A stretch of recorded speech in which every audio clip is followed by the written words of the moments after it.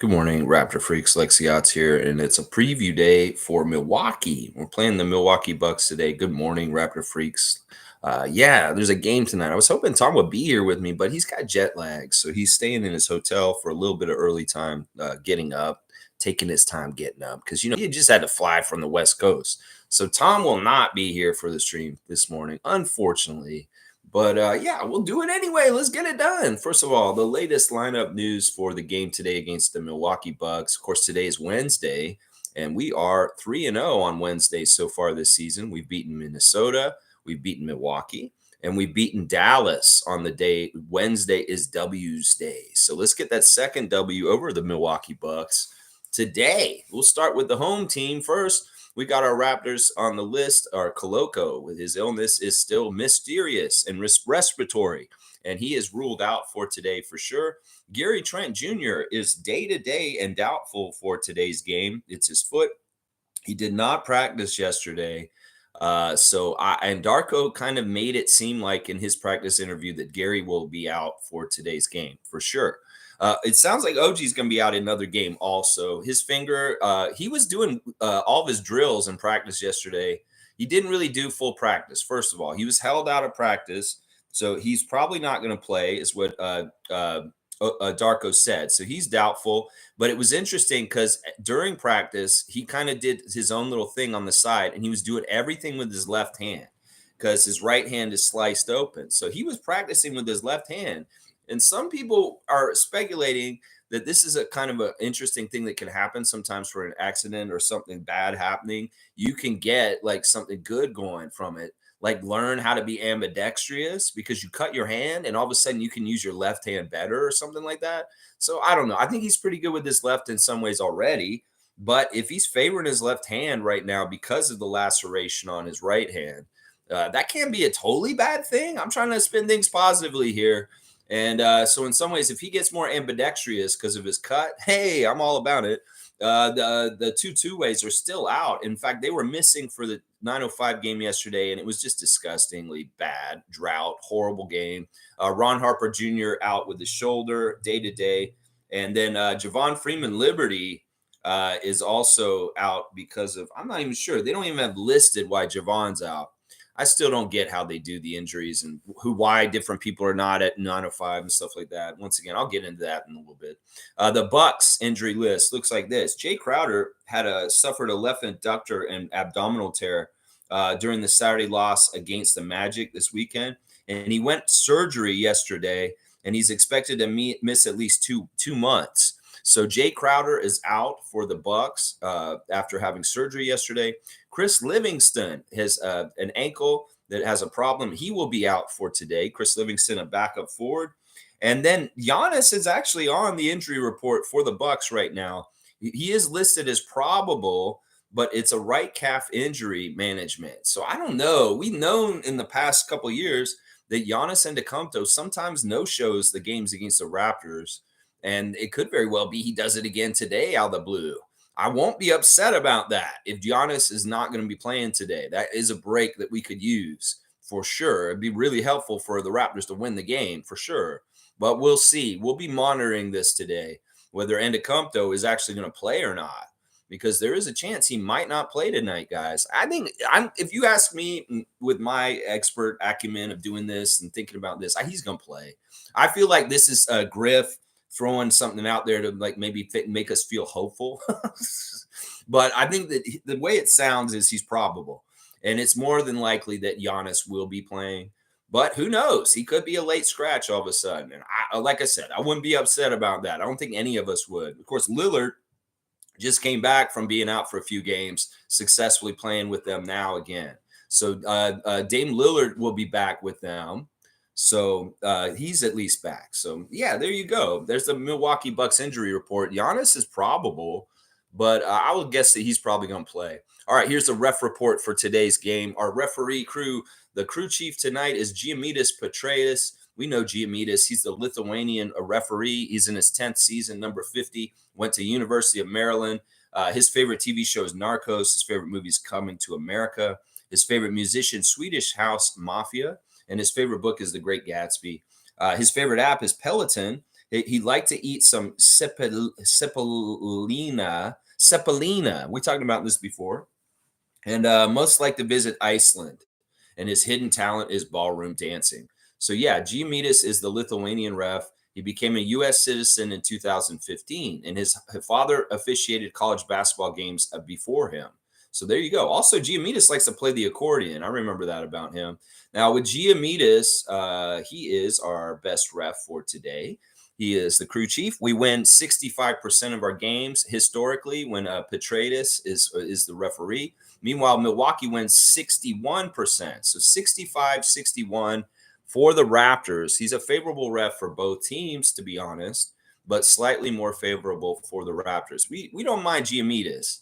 Giamidis is weird. Like in some ways, he can be a hard, tough guy, but also at the same time, he's a pretty fair ref. So I don't mind him at all. Our second ref is Sean Corbin. Sean Corbin's going into his 30th season this year in the NBA. That's awesome as a referee out of Baltimore, Maryland. His favorite TV show is CSI Miami. He likes the Godfather series. His favorite musician is Brian Culbertson. His favorite meal is steak and lobster. He most like to visit Johannesburg, and his hidden talent is cooking.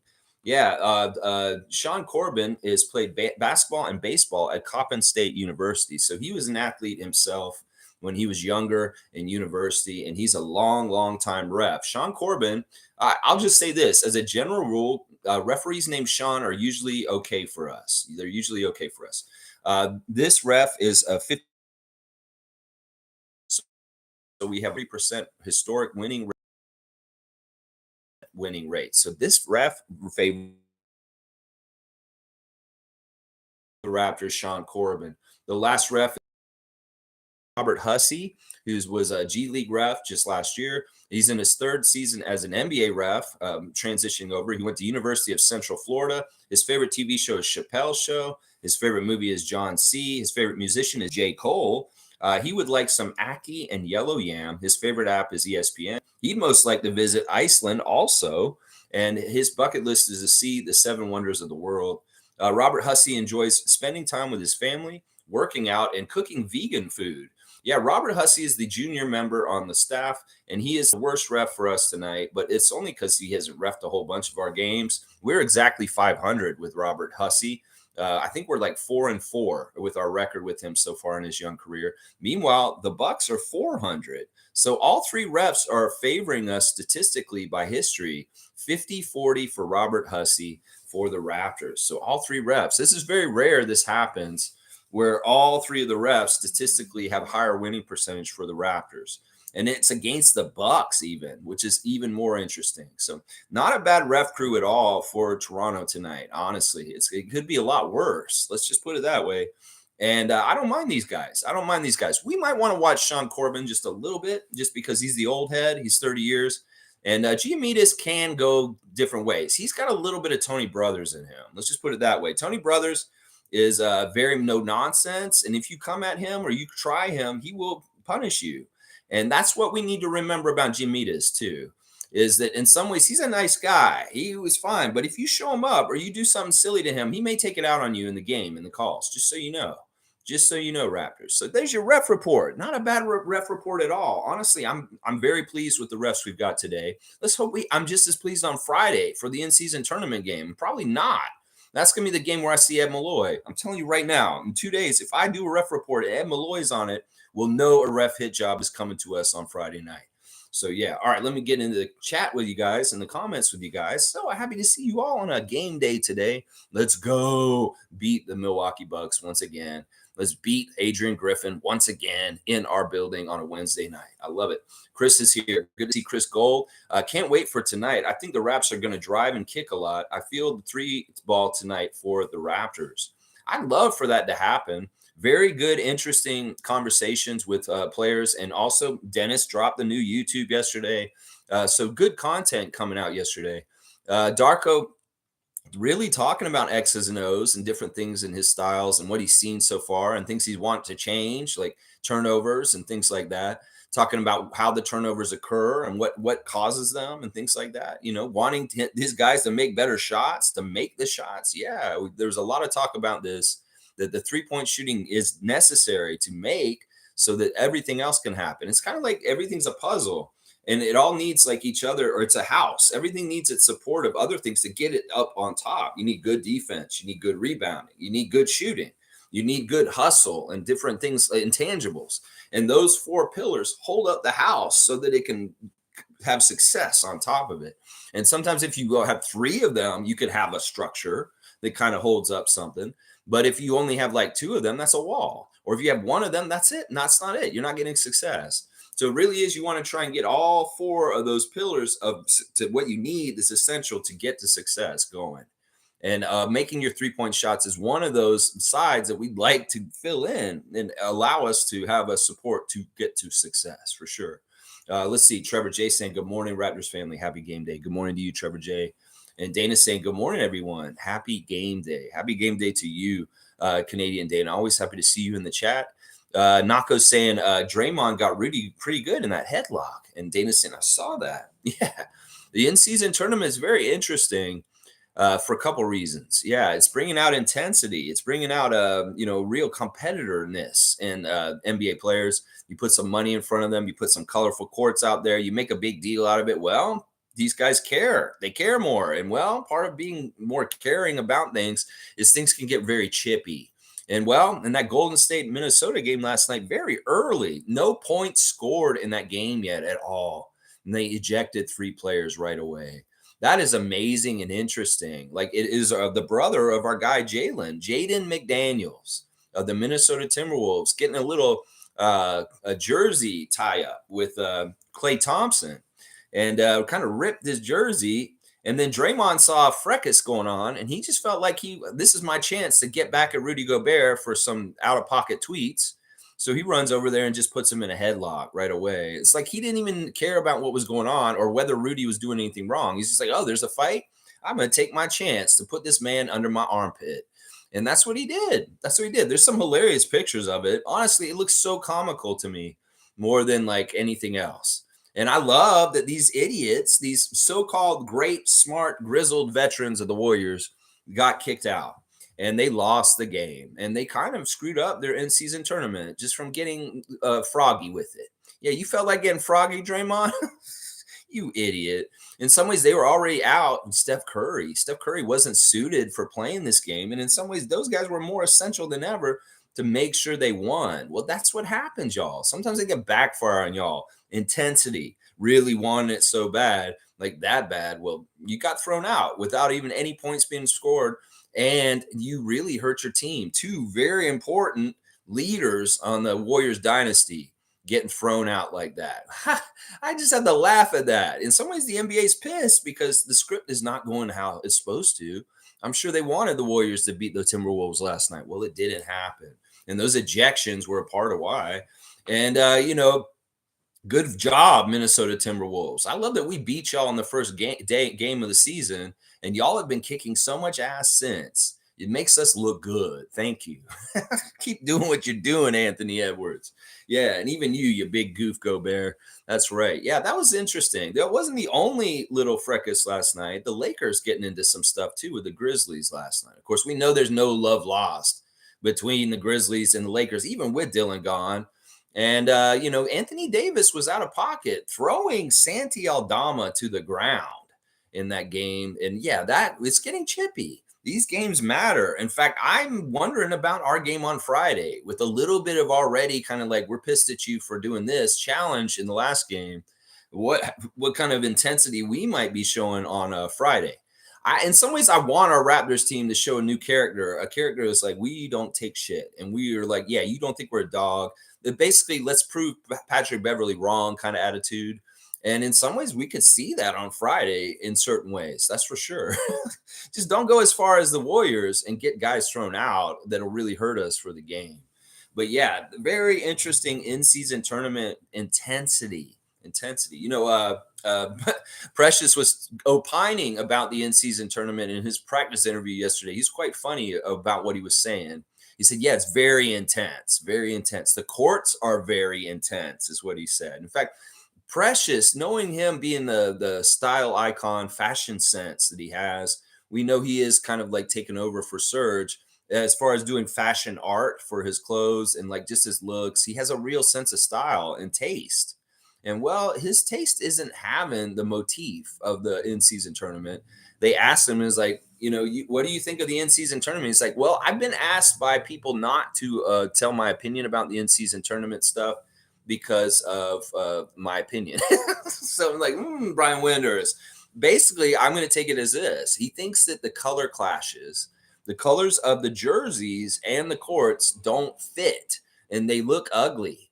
That he says there's such bold colors and weird color schemes that aren't really like matching. In some ways, he's right. And this is the style in him. He's like a fashion guy. He understands what looks good. He's saying basically that the in-season tournament courts are clashing with color and they just look ugly. That's what Precious said yesterday. It's Precious in his interview. Now that's interesting. Now he had good things to say about the tournament itself and the play, besides the colors and the intensity of that. He said that it is a very intense tournament from what he's seen. He's watched a lot of the games already, and he's seeing the uptick in competition. And yeah, he says it's like a playoffs. It's like playoffs. It's that kind of intensity, and he revels in it. He's ready for it. He wants to get in that environment and be a part of it. And I love that. He had really good answers about looking forward to Friday's game against Boston. He's like, yeah, this is going to be like a playoff game. This is going to be an uptick in intensity. Even if I don't like the colors of the court or anything like that, I think that the atmosphere and the competition is going to be awesome. Scotty was weird when they asked him about the in-season tournament. In some ways, I don't like how casual you're being, Scott. Don't act like this is just another game, because that's kind of what you were doing yesterday. They asked him about the in-season tournament game against Boston this week. It's just another game, is what he said. I'm like, dude, don't treat it like that, Scott. Seriously, bro. Seriously, man. Come on. In some ways, I want you to treat this like Precious is. The way he was talking about it was a lot more serious than you were. And in some ways, Scott, I want you to get dialed in. Obviously, take care of business with Milwaukee and the Bucks tonight. But in the next couple days after that, you need to start maybe getting your mindset prepared like you would at the end of the season for a play-in game or a playoff game that we would have to play at the end of the year. This is a good practice for this. In fact, I've said before, I really hope Dennis Schroeder can do some of the things that he did this summer with his team Germany, with inspiring leadership from a game-to-game basis and a single elimination kind of thing, like the in-season tournament. Well, FIBA tournament was very much kind of similar. And in some ways, the way Dennis got Team Germany so well prepared to come in and kick so much ass and take it so seriously and win, go undefeated the whole time at FIBA. If he can do any of that kind of leadership just to get that extra little bit up more for the Boston game on Friday, I'd be very happy. I'd be very, very happy.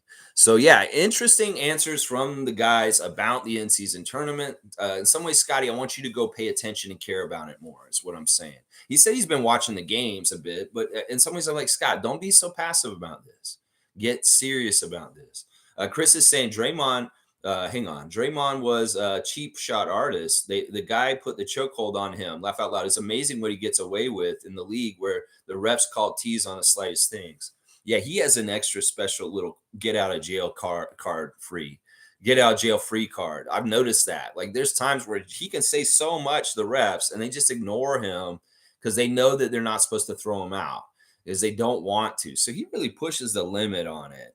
And this is the thing. I think that he really screwed up this time because a lot of people, even people that love him and Warriors Nation, know he's going to get suspended for this because he did this unwarranted. Just like you said, he had no reason to go do that to Gobert like that. And he just was an opportunist in the confusion and chaos of the fracas to go and take out a grudge on somebody that he specifically targeted.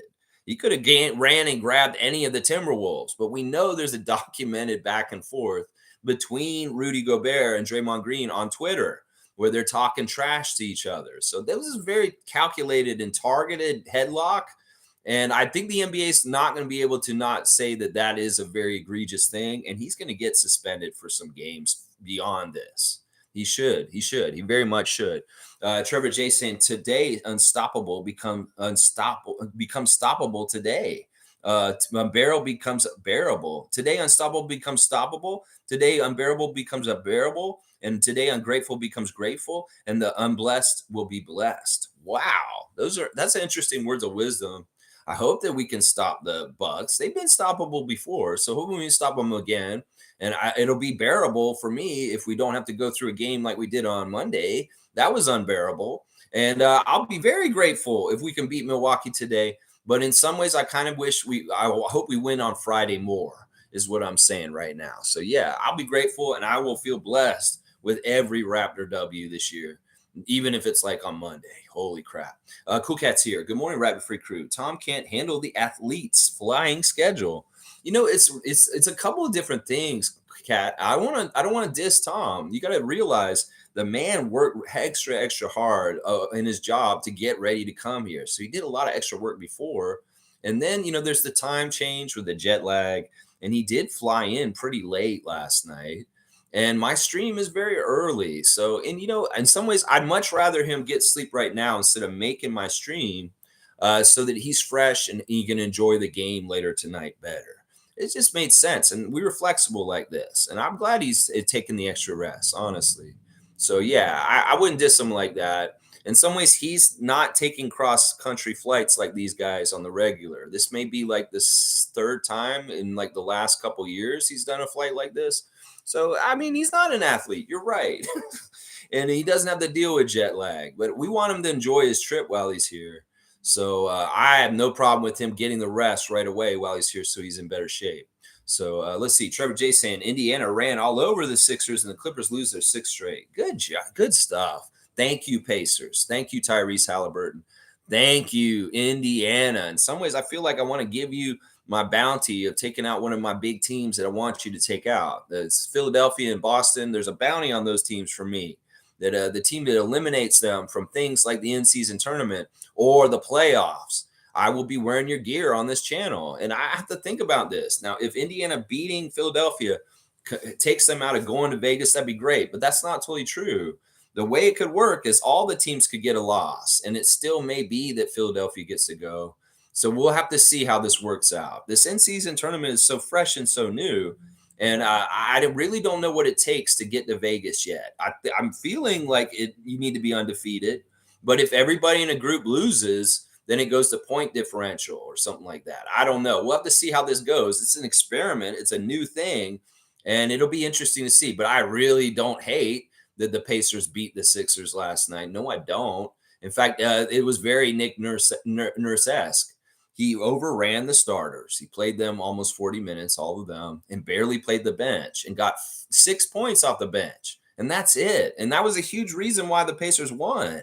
Their bench outscored the Sixers quite badly. And they were relying very heavily on Joel, Tyrese, the starters. And that's just Nick Nurse's calling card. Listen, Sixers fans, your team is energetic and not worn down yet. They're going to do well with their record at the beginning of the season. Just wait till Nick runs y'all to the ground. Yeah, it's already starting. And in fact, last night may be the first sign of it. Running your starters to the ground. And you see what happens. Good job, Pacers. Bravo. I am a Pacers fan from last night. That's for sure. Yes, and the Harden losing train continues to rumble down the tracks. 0-6 now since James showed up. And it is sad. It's pathetic. And it is what it is. You get what you get. That team is uncomfortably small now. That team has too many mouths to feed and not enough people to feed them. That team is no bench now because of this James Harden trade. It's very interesting. Channels like Basketball Time Machine, Stunted Growth have put out clips in the last couple of days about James Harden. That guy went on that rant, the announcer for the Nuggets or whatever, and he went on and said, James, you're the problem. You are the problem, sir. Yeah, that was great. That was TV gold. That guy went off on him, and everything he said was exactly right. Basketball Time Machine's putting out a clip saying, I don't want James Harden to ever win an NBA championship, and this is why you don't reward people like him. And you don't want to see them get rewarded for being like they are. And then, Stunted Growth, talking about why James Harden has not worked out at every single stop that he's gone to. And a championship has eluded him every single time. So, really great content out there on James Harden and why he's such a train wreck. And he's tainted and broken at this point. Anybody who wants them on their team, just realize you're not going to win anything. You cannot win a championship with him. And it's not going to happen, Clippers. I don't care what kind of changes happen this season. There's no way y'all are going to steer this team into maybe winning anything this year. In fact, y'all should just get used to losing. And this will be a very tough lesson for the NBA and the NBA community, that some of the things that y'all value and some of the things that you think work are just not. And that people need to realize your shams of propping up people that are problem people like James Harden have been part of the problem all along with the NBA product. So there you go. There you go. That's how it is. And that is how it shall be. There you go. Trevor J, thank you for the news update on the games last night. Cool Cat saying, I fear Gary Trent's foot issue will impact his contract and career long term. That foot issue does not go away. It's just managed. Yeah, it's the same one that he was dealing with last year. This is the same shit comes around for Precious and Gary as far as the abductor and the plantar fasciitis. Yeah, I worry about this too. In some ways, I'm like, look, I don't know how they dealt with plantar fasciitis in the 80s, but I'm sure they didn't deal with it as gingerly as they do now. In some ways, I'm like, people play with hurt feet sometimes too. So to a degree, I'm like, all right, I don't know if this team doctor says, yeah, you can't play because of this or what. But sometimes I'm like, you know what?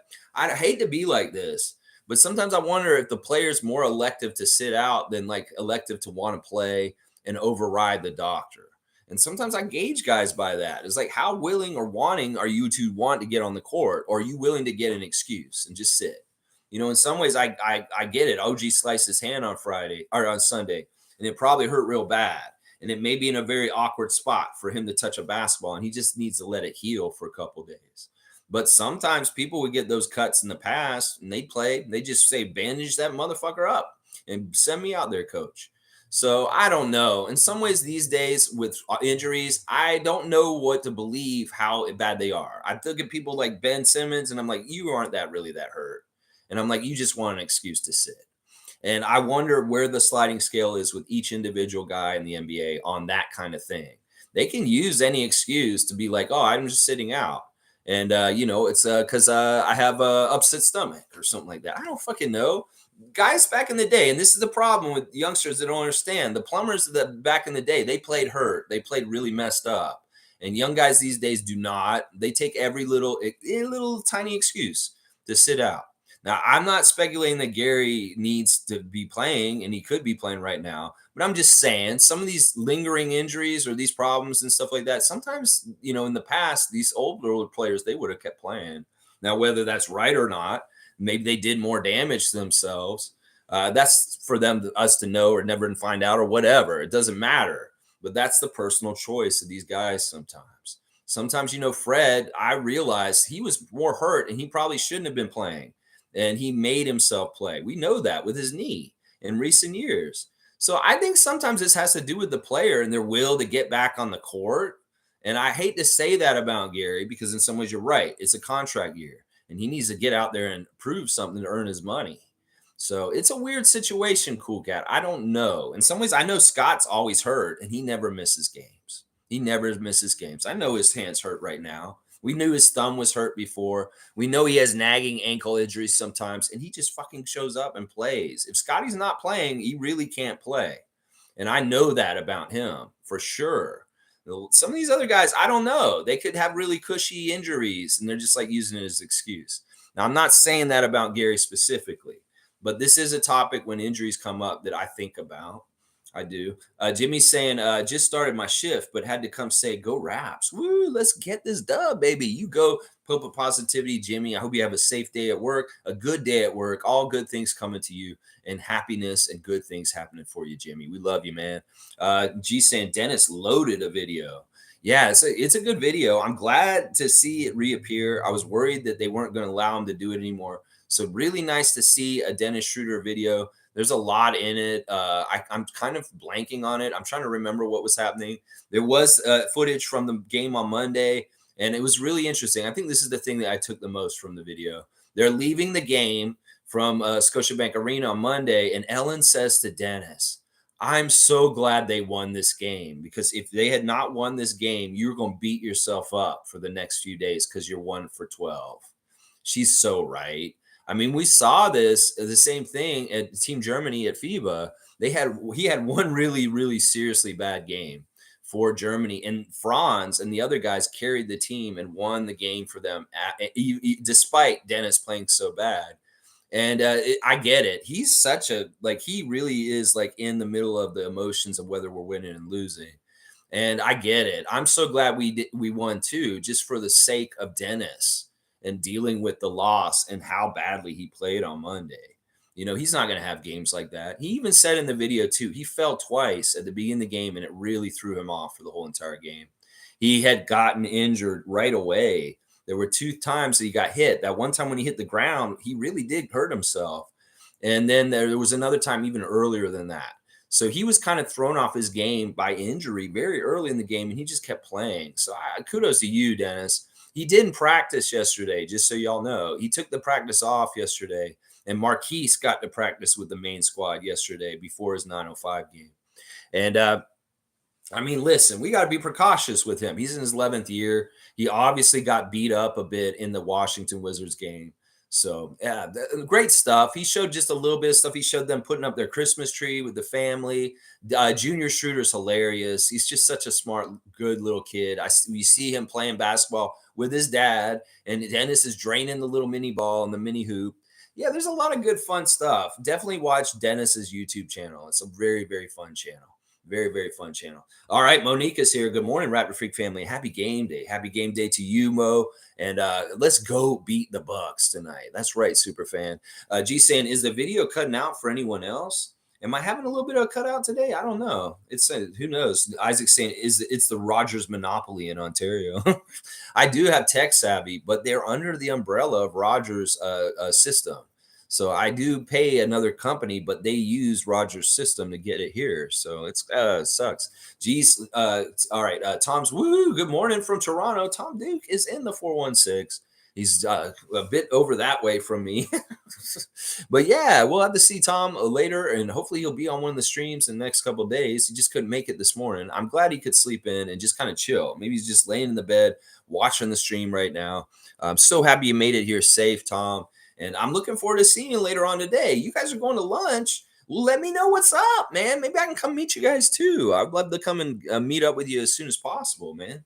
Let's see. Sue saying, good morning, Raptor Freak family. Happy game day. Happy game day to you. Play it again, Sue. A music reaction channel by Sue on YouTube. It's a great channel doing all the old hits and newer ones, and also like just great ones. Like, oh man, I love Sue's channel. And she always has her friends on there, different friends, different reactions. So definitely give a follow and a subscribe to Play It Again, Sue. Evelyn's here. Good to see Granny Evelyn. Woohoo! Welcome back, Tom. She's so happy. Tom's back in Toronto. Going to be going to the Raptors game tonight against the Milwaukee Bucks. Let's go. Get loud, Tom Dookie. That's right. And we'll see you, Granny Evelyn, tomorrow. That's right. Keep the good times rolling. All right, Tom Duke. That's right. That's right. G saying Adam Silver, New Money Talks. There's like 3 fights in the in-season tournament so far. There you go. They really care. They really want that money. In some ways, when they ask Scott about the money, he's like very casual about it. We know Scotty loves money. I've seen him on Twitch talk about money and like getting our subs and all this kind of stuff. And it was weird when they asked him, he's like, well, what about the $500,000 prize? And he's like, I'm like, Scott, come on, man. You are always talking about getting that bag on Twitch and getting that money. Well, I wish these things were motivating you. I wish you were taking this a little more seriously in some way, Scott. Like, seriously, let that money be a carrot in front of you. Be like, this is intense. It's gonna be like the playoffs, and I'm ready for the challenge to get in there. And sometimes he's being a little casual about it, the way he's talking about it in the interview yesterday. I wish you would be serious about this, Scott. Seriously, be very serious because you're key to us winning. We need you to do it. Let's think about the in-season tournament because Orlando had their first in-season tournament game last night. They lost. All of the teams in our group, except for us and Boston, have a loss now. So in some ways, we're in a good position. We need to beat Boston. If we beat Boston on Friday, we'll be the only undefeated team in Group EC. So that could be actually pretty cool. In some ways, the game on Friday is the whole in-season tournament for us. We win that game, we might have a chance to go really far, but it's the start of it. It's just like Team Canada had to beat France when they went to FIBA World Cup right away. This is the same exact thing. I made this analogy before that when Team Canada, it was like facing Rudy Gobert and Team France in the very first game of their FIBA World Cup. That was like a moment to decide your destiny in this tournament. You got to beat France right now, or you're going to pretty much not do nothing in this tournament. And well, France got beat by Canada a rout. and they went and won bronze eventually. So in some ways, this is just like this. Celtics are like France, and we are Canada, and we need to beat them right away, and it'll totally determine how we do in this tournament right away. The game on Friday. So if we win, this is huge because we won't have to face Boston again. And we will have to take care of business against Brooklyn, Orlando, and Chicago still. But, this is the thing. That's a good start. And the big tough match in the whole group is the first one, the Friday one. So that it's just like Canada and France. You got to make a statement right away, Raptors, and take the big dog out in your group. That's right. Take that big dog out in the group. That's right. G saying Draymond screwed up my tournament. Yeah, G had the Golden State Warriors in the in-season tournament to get the in-season trophy from Trevor J, this Trevor J Cup.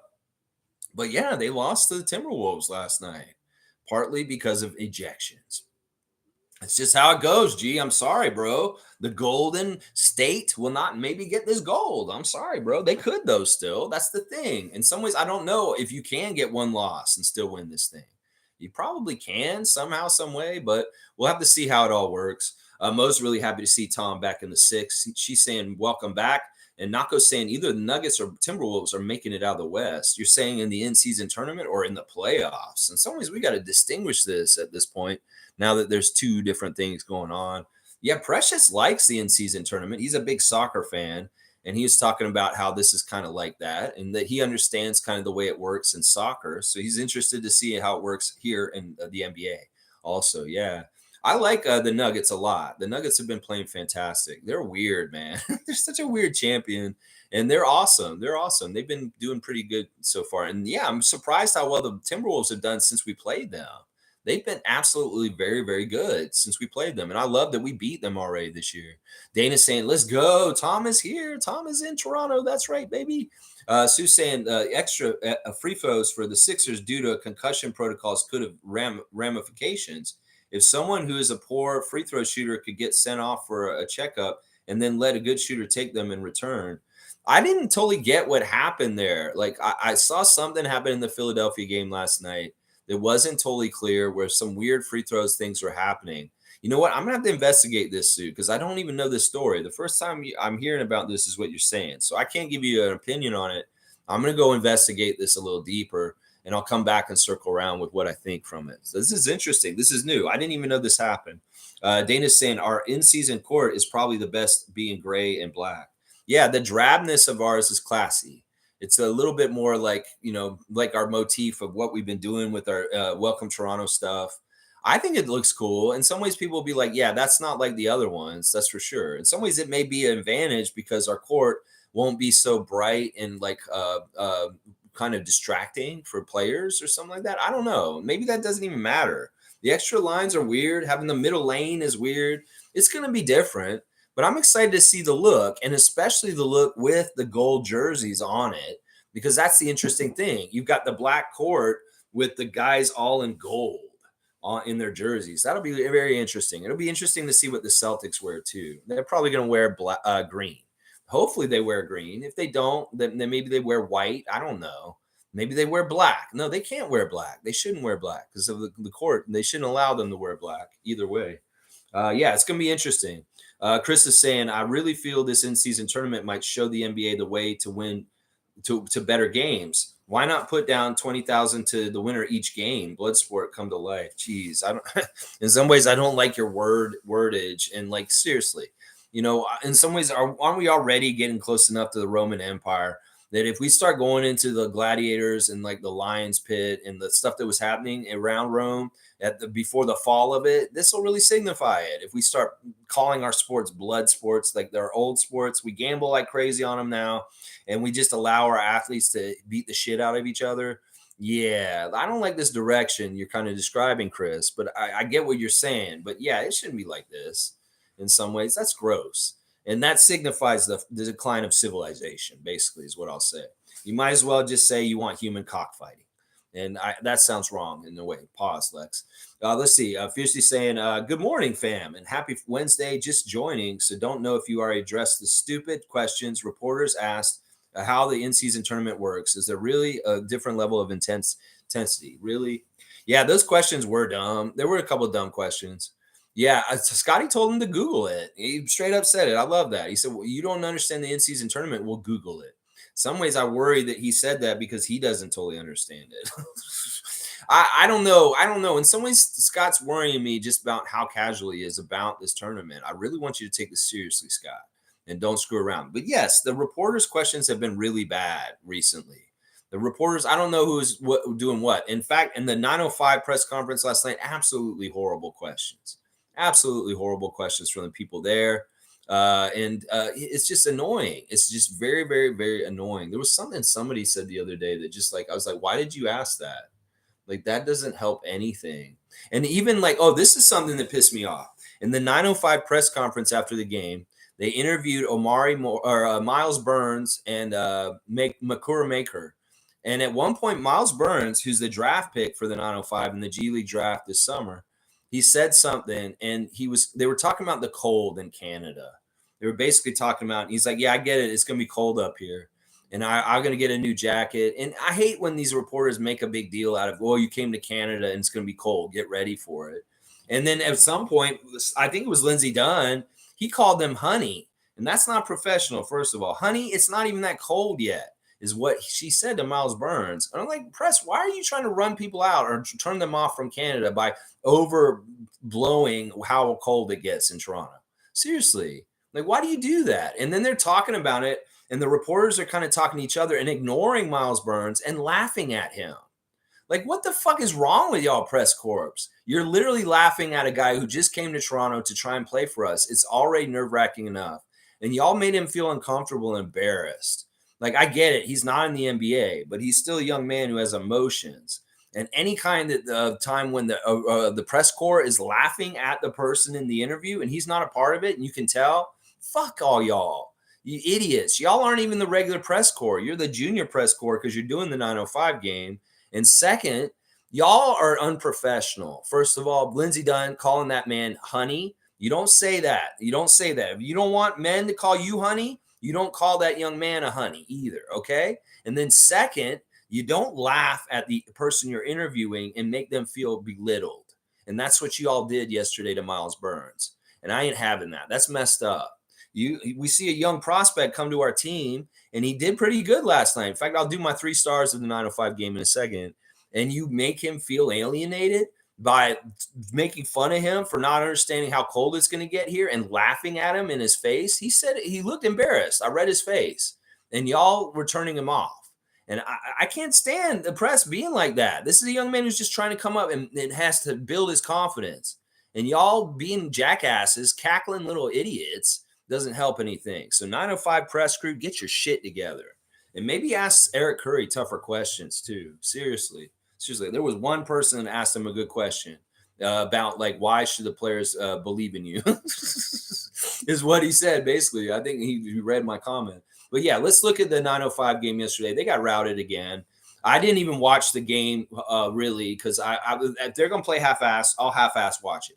I had to run a trivia game last night anyway, so I was very busy. They don't have anyone. And this is why I'm like, what the fuck? I get it. Maybe you don't send Grady down there because you don't want to have an injury risk. It'd be stupid if like, okay, do you care about 9:05 in the Showcase Cup? Obviously you do not. I think that's what it is. This has happened 2 years in a row with Eric Curry being the coach of the 9:05.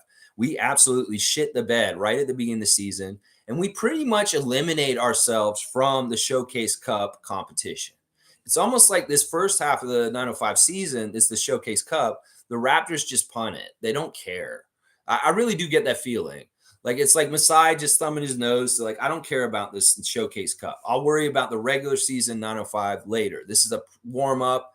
And I don't care if our record's good or we go to Vegas or we do any of this bullshit. Just lose. I don't care, Eric Curry. That's how I feel about this. They really don't take this seriously.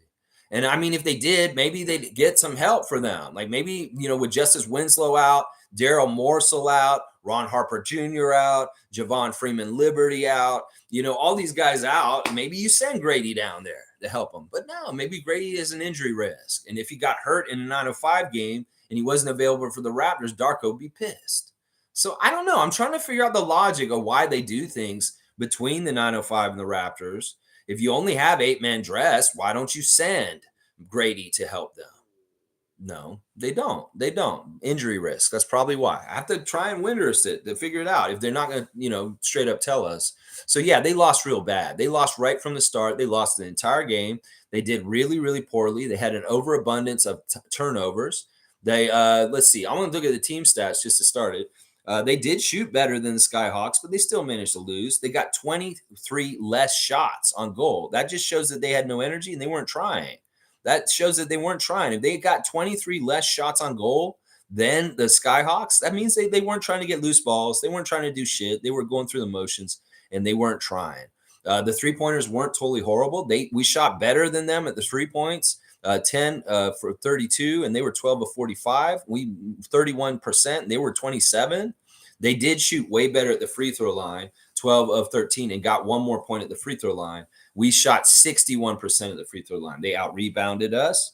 They had more assists. They had more hustle stats. We had 22 turnovers to their 10. And they had 44 points in the paint to our 32. Yeah, we just got outplayed by them all around. And College Park Skyhawks is now perfect 2-0 to start their season off of us. And we're 0-3. We are 0-3 to start the season, Eric Curry. You ain't got to win yet. He said after the game, losing sucks. And of course you want to win. Okay.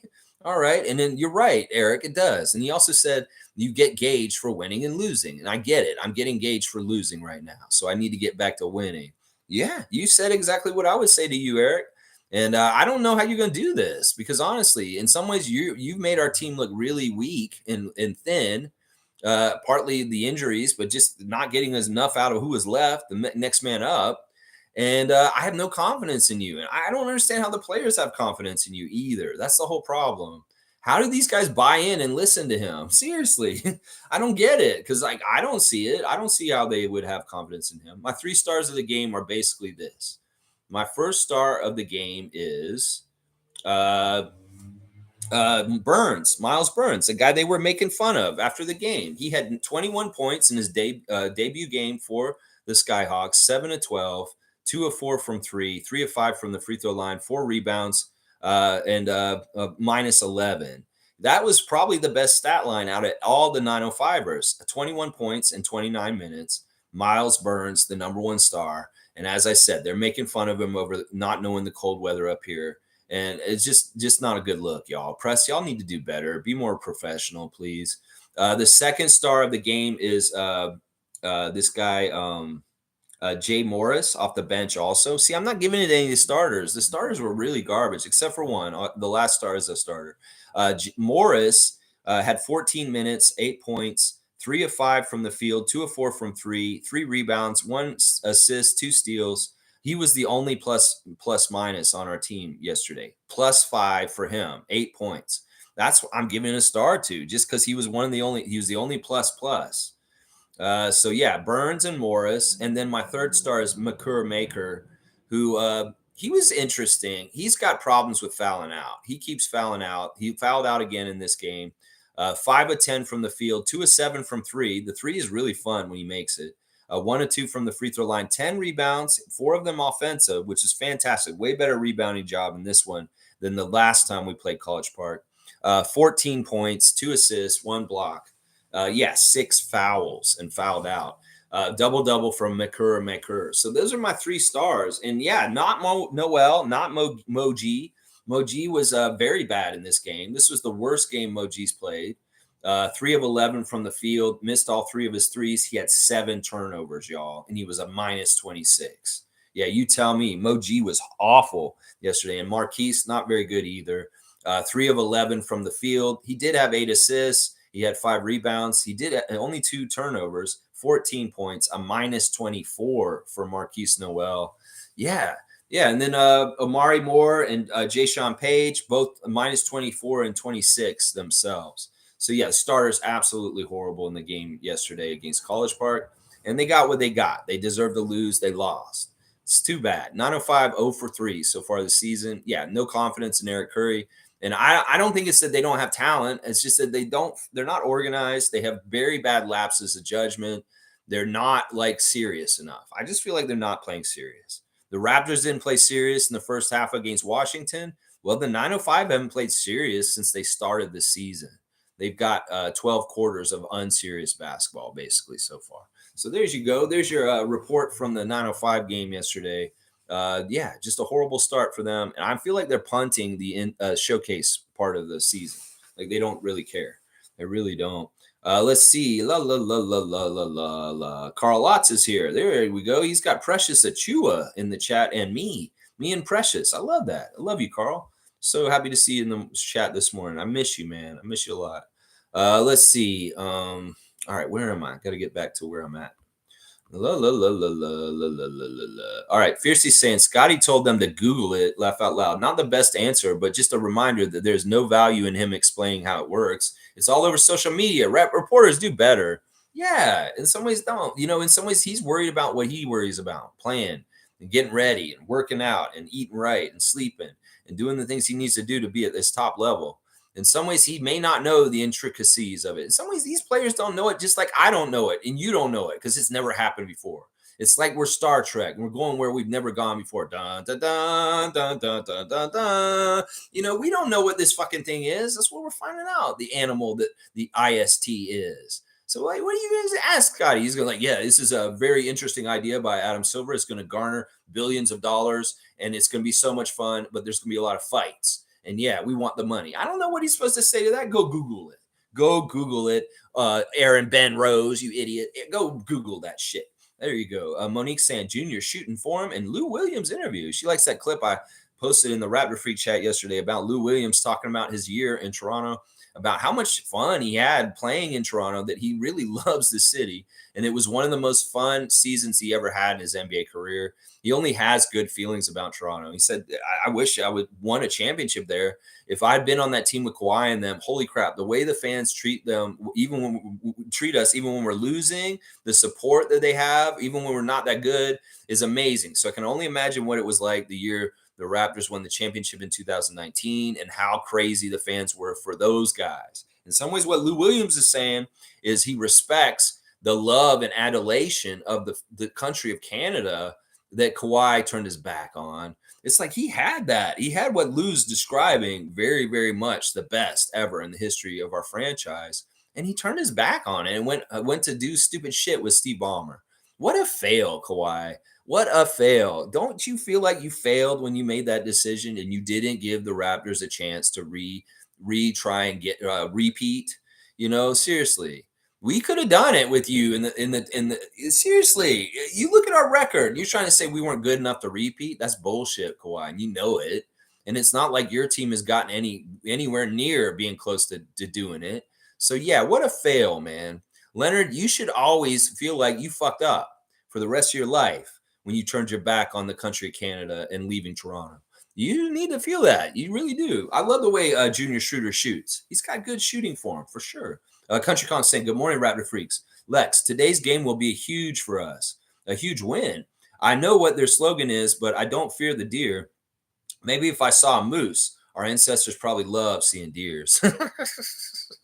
Yeah, I've never feared the deer either. In fact, us in particular, our franchise has a very good success rate against this franchise. And that's why I'd like it to continue tonight. I'd like very much for it to continue tonight. We have, honestly, in a lot of ways, Milwaukee Nation knows they're our bitch. They've been our bitch for a long, long time. And the 1 year that they won their championship, well, what would we were in like Tampa or something like that. That's what happened, I think. Let's see. Evelyn saying, Carl Ott's in the house. That's right. My little bro's here. And he'll be here in Toronto too around Christmas. I'm really looking forward to the visit to the 416 of Carl's family. Fiercely saying, loved how the Warriors commentators said they needed to see how it started. And when they clearly see Clay was the instigator, they say it's a box out. Yeah, those homers. That's what I'm saying. That's a very good example of propagandizing or spin or, seeing perception in your own eyes and making it what you want it to be to help is helpful for your narrative. Oh yeah, this is the way the whole entire world works right now. Everything is trying to be spun in a certain way, either as a weapon or as a defense. And yeah, there's a lot of this kind of bullshit going on right now. There's a lot of people throwing the word anti-Semite around like it's a weapon right now. And it's not warranted. Let's just put it that way. Let's go. Tom Duke is, or Troy Henry, sorry. Happy Wednesday, freaks. Another day, another dollar. Let's get that W. Later won't able to be watching. Later won't be able to watch it though, as I have RIT training tonight. Okay, well, good luck in your training, Troy. Stay safe and good stuff. And well, DVR it and watch it, and just keep away from the spoilers if you want to see it blind. Otherwise, just watch it later. If you already know what happened, I don't know. G saying Rudy said that Draymond doesn't like to play without Steph, so he used that as an opportunity to get ejected. The drama is pretty hilarious this season. I could see that. I could see that. I don't know why do that though. This is a very important game. It's like one of four specialty games that have been designated on your schedule. And in some ways, you being expendable after your best player is already out. That's really dumb logic. In some ways, I'm questioning how intelligent Draymond is if this is true. I could get it. I could see why Draymond doesn't like playing without Steph. I think most people would love to play with Steph if he's on their team. Oh yeah, I bet in some ways Draymond's legend is partly propped up because he has played most of his career with Steph. Yeah, it makes him look good. In fact, it may be that Draymond Green is nobody if he played in any other team with any other people. He'd be just like a Jeff Green. He'd be just like a Marcus Morris. It's only because he's played next to Steph and Klay Thompson that Draymond is who Draymond is. He wouldn't be that person if he was on a regular team and he didn't have any of those championships. Let's just put it that way. He'd just be a regular old NBA player and nobody give a shit about him. They wouldn't listen to him or nothing. That's just the damn truth. Seriously. That's why he needs Steph, because Steph made him. Let's just put it that way. Seymour saying JJ Redick said some interesting stuff about why he didn't take the Raptors job. Superfan Mo called JJ drunk. I totally agree with her and glad he didn't get the job. He's a hater. I don't even understand why they interviewed him. They should never ever interviewed him. He's a joke and he should not be coaching our team. Some people that were into that idea, you're crazy. First of all, that man disrespects our championship by saying that Kawhi traveled on that play. First of all, he's got the hurt from the Kawhi shot personally because he was on the court when it happened. So there's a lot of bullshit with him that I don't like that they brought him in and showed him our process. First of all, he should have never been interviewed. It was in some ways it was like a media ploy or just something to show. But Bobby and Masai, that was a dumb interview. You should never interview JJ Redick. And now he's hurting us from telling people about what the interview was like. And then he's saying bullshit like they're going to waste Scotty's prime years because they don't have enough team around him. That is the big dumb thing a lot of talking heads are saying in the States right now. And bad Raptors fans are saying also that they perceive that there's not enough around Scott for us to win. This is the bullshit, just general thing to try and push us down in perception. It's absolutely not true. And when you hear people say that, like JJ Redick, just tell them to shut the fuck up. We have good players on our team. And, also there's a GM to make decisions and change the team as time goes on. This is what needs to be happening. So I hate that blanket statement where that people say, well, they're going to waste Scotty anyway because they won't have a good enough team around him. Bullshit, motherfucker. You don't know if we'll have a good enough team around him. And you guys said that shit about our teams before. And well, look at what we did. We went and won a championship in 2019. So yeah, I really hate that we interviewed JJ Redick at this point. And it's turned around to bite us in the ass at this point. Masai and Bobby, be smarter about this. You can't interview Philadelphia Nation people. He's so happy that Nick's there in Philadelphia now, and he's going on and on about the Sixers. That's because he's a Sixer in his heart. And why the fuck would you interview him to be our coach this summer? Seriously. Fiercely saying, anyways, let's take care of business tonight. Operation Bucks beatdown. I like that, Fiercely. I like that a lot. Seymour saying Lou Williams credits the Raptors with his career success. Love our team. I don't know if he credits us with his career success. He made a big, that 6-man award. So Drake doing a song about him. That's a big deal. In some ways, he got iconized because of his time in Toronto, getting the 6-man of the year, being the 6-man on Drake's album. Yeah, that's prestige. That's a big deal. In some ways, that makes him bigger. But I don't know if it's the stuff on the court. It builds his legend. But the stuff on his court was happening already, and that was building his career success because he had been in other places. He'd been successful already. It's just that we added some like cherry stuff with Drake and the 6-man stuff to make him even better. G saying alley-oop to Tom for showing us he's an athlete. Yeah, I get it, man. It's like travel's tiring. And I don't know how much rest he got right before he came. And, he's in a different time zone. This is an early stream. In some ways, like I said, it's important for him to be ready for tonight and not worry about this morning as much. Isaac's got Grady on blast. I like that. G saying Halliburton is a superstar, in my opinion. Not flashy, not showy. 33 assists in a row with 0 turnovers. Yeah, his stats recently are insane. Really insane. I'm really proud of the Pacers of doing that. I'm proud of Rick Carlisle.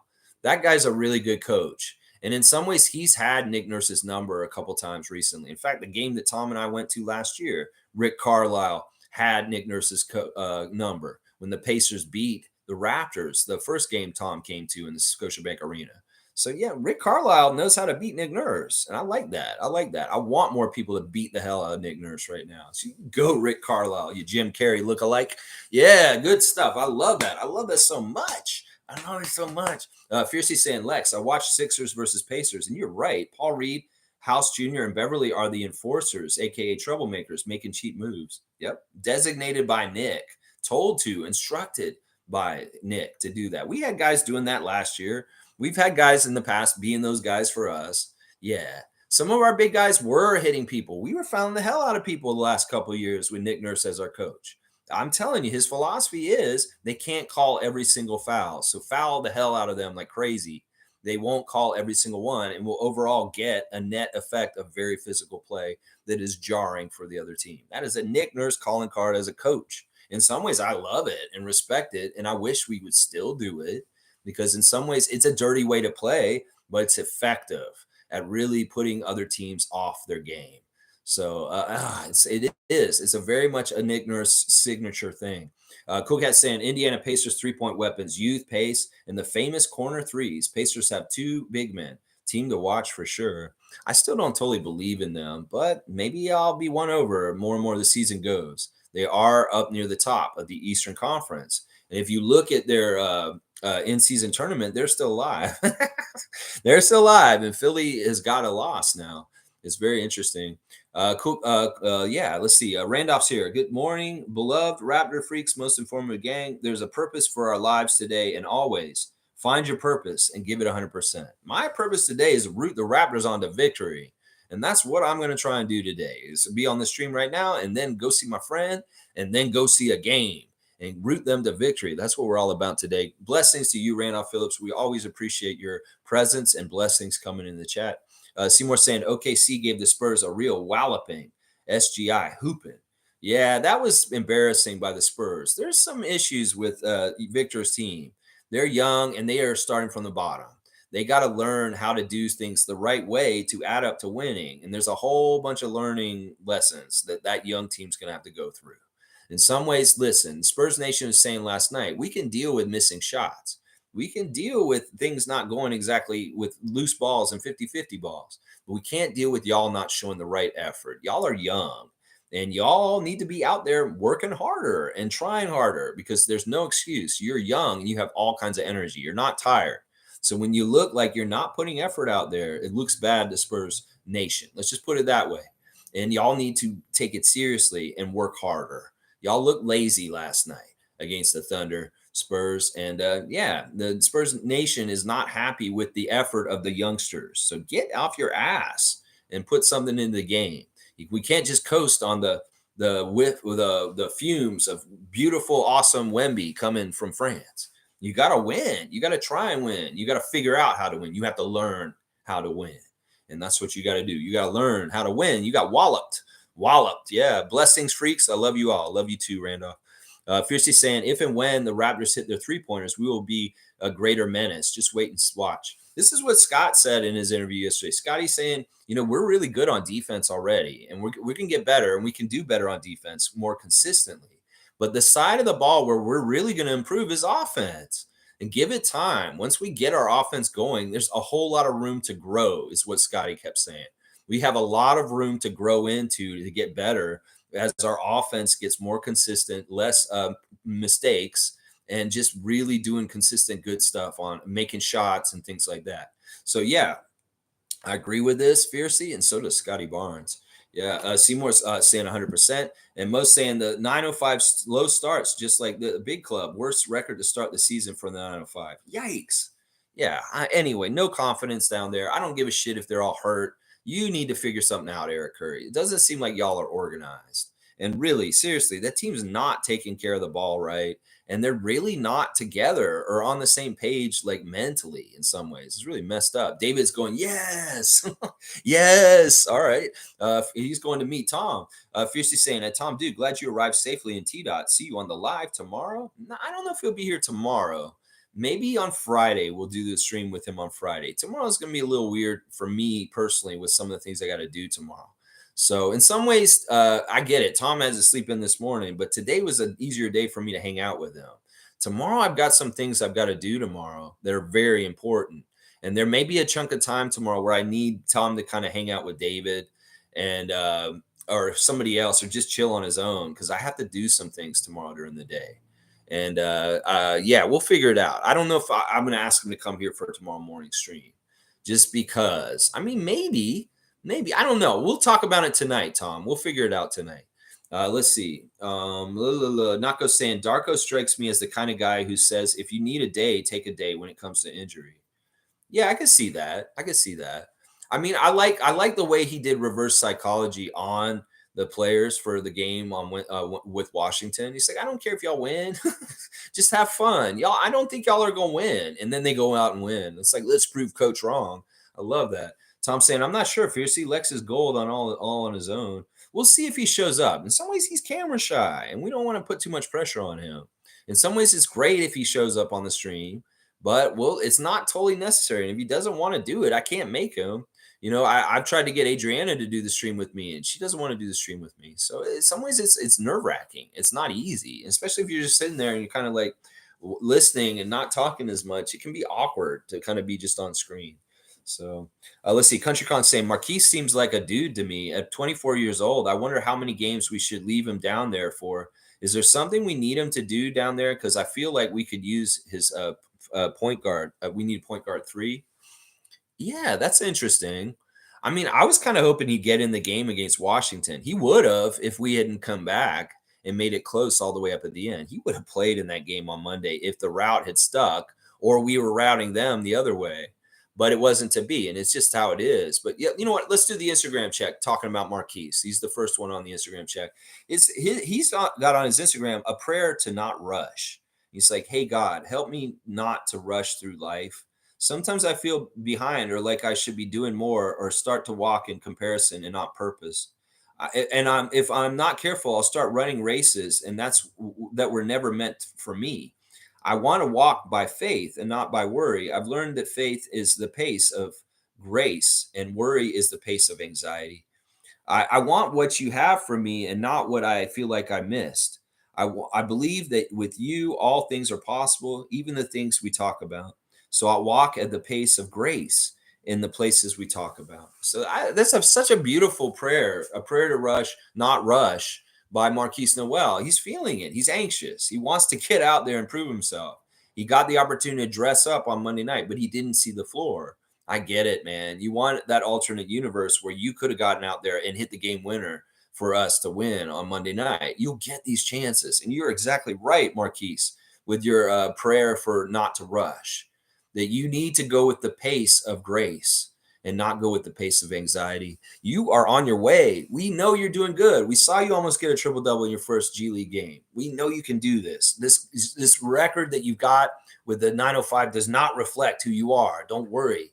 You may have had a not a very good game last night, but we believe in you, and you keep walking in faith and don't walk in anxiety, because it's not going to serve you and it may screw you up. So got the right attitude, and this is the perfect thing for you to post today.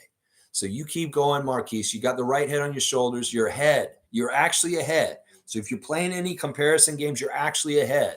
You need to understand that. You understand the game better than any of those guys on your team right now. You have a basketball mind. You understand fundamentals, and you take care of things, and you do things the right way.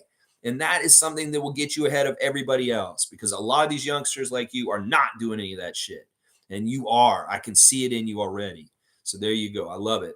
I love it. Marquise has got a picture of him in orange pants after the game, just kind of chilling and hanging out. There's Grady Dick celebrating the Kansas Jayhawks victory over Kentucky. 89-84 yesterday. That's right. Kansas winning, and Grady loves it. He's so happy about that. Let's see who else we got. The 905 clips. I don't even want to look at them. I don't even want to look at y'all. Jeez, what y'all did last night. Jeez Louise. Dennis Schroeder's got all kinds of sales going on. Black Friday sales for his stuff, his Atelier drip. You can get that.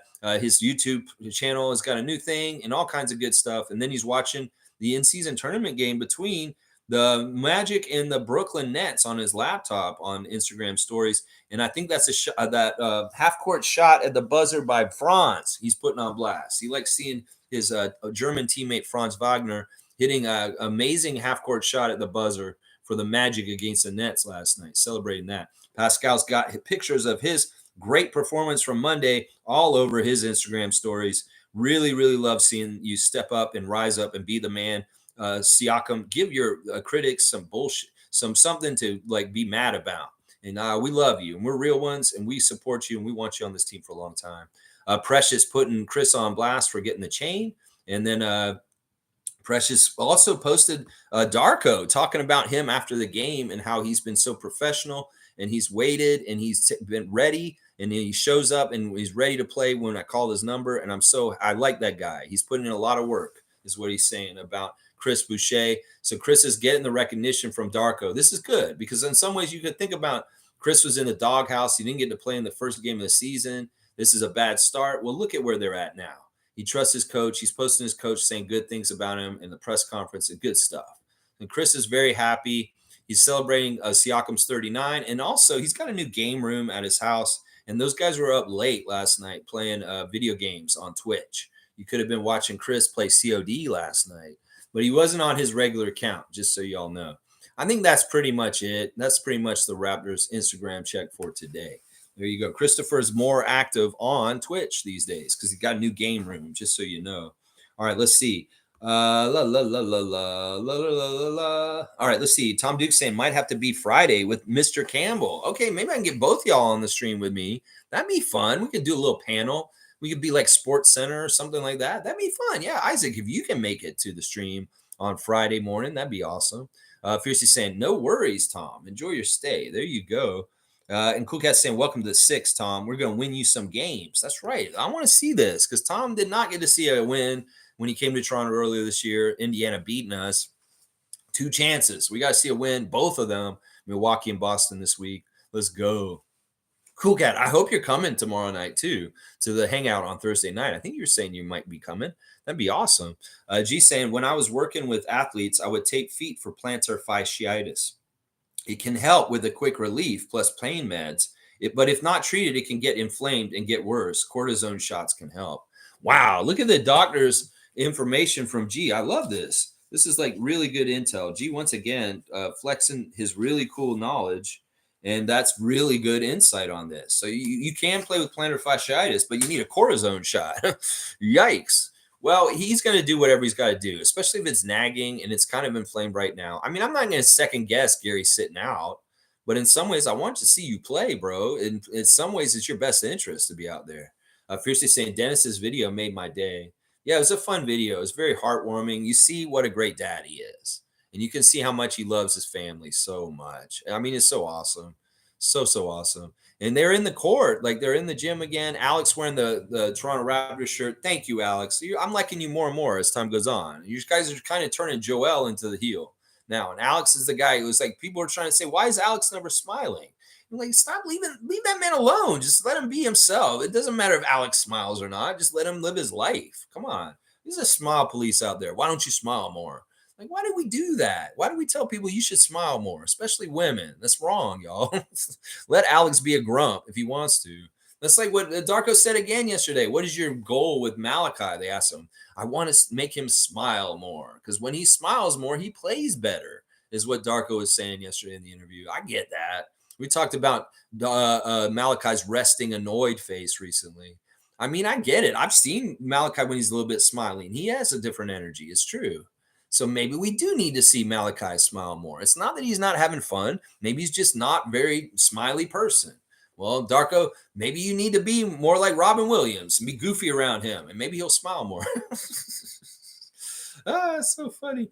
All right, let's see. Wait, where am I here? Okay, here I am. G saying my feelings, Darko and crew don't think it's worth making it worse right now, and better to play him later. Focus on developing players like Grady.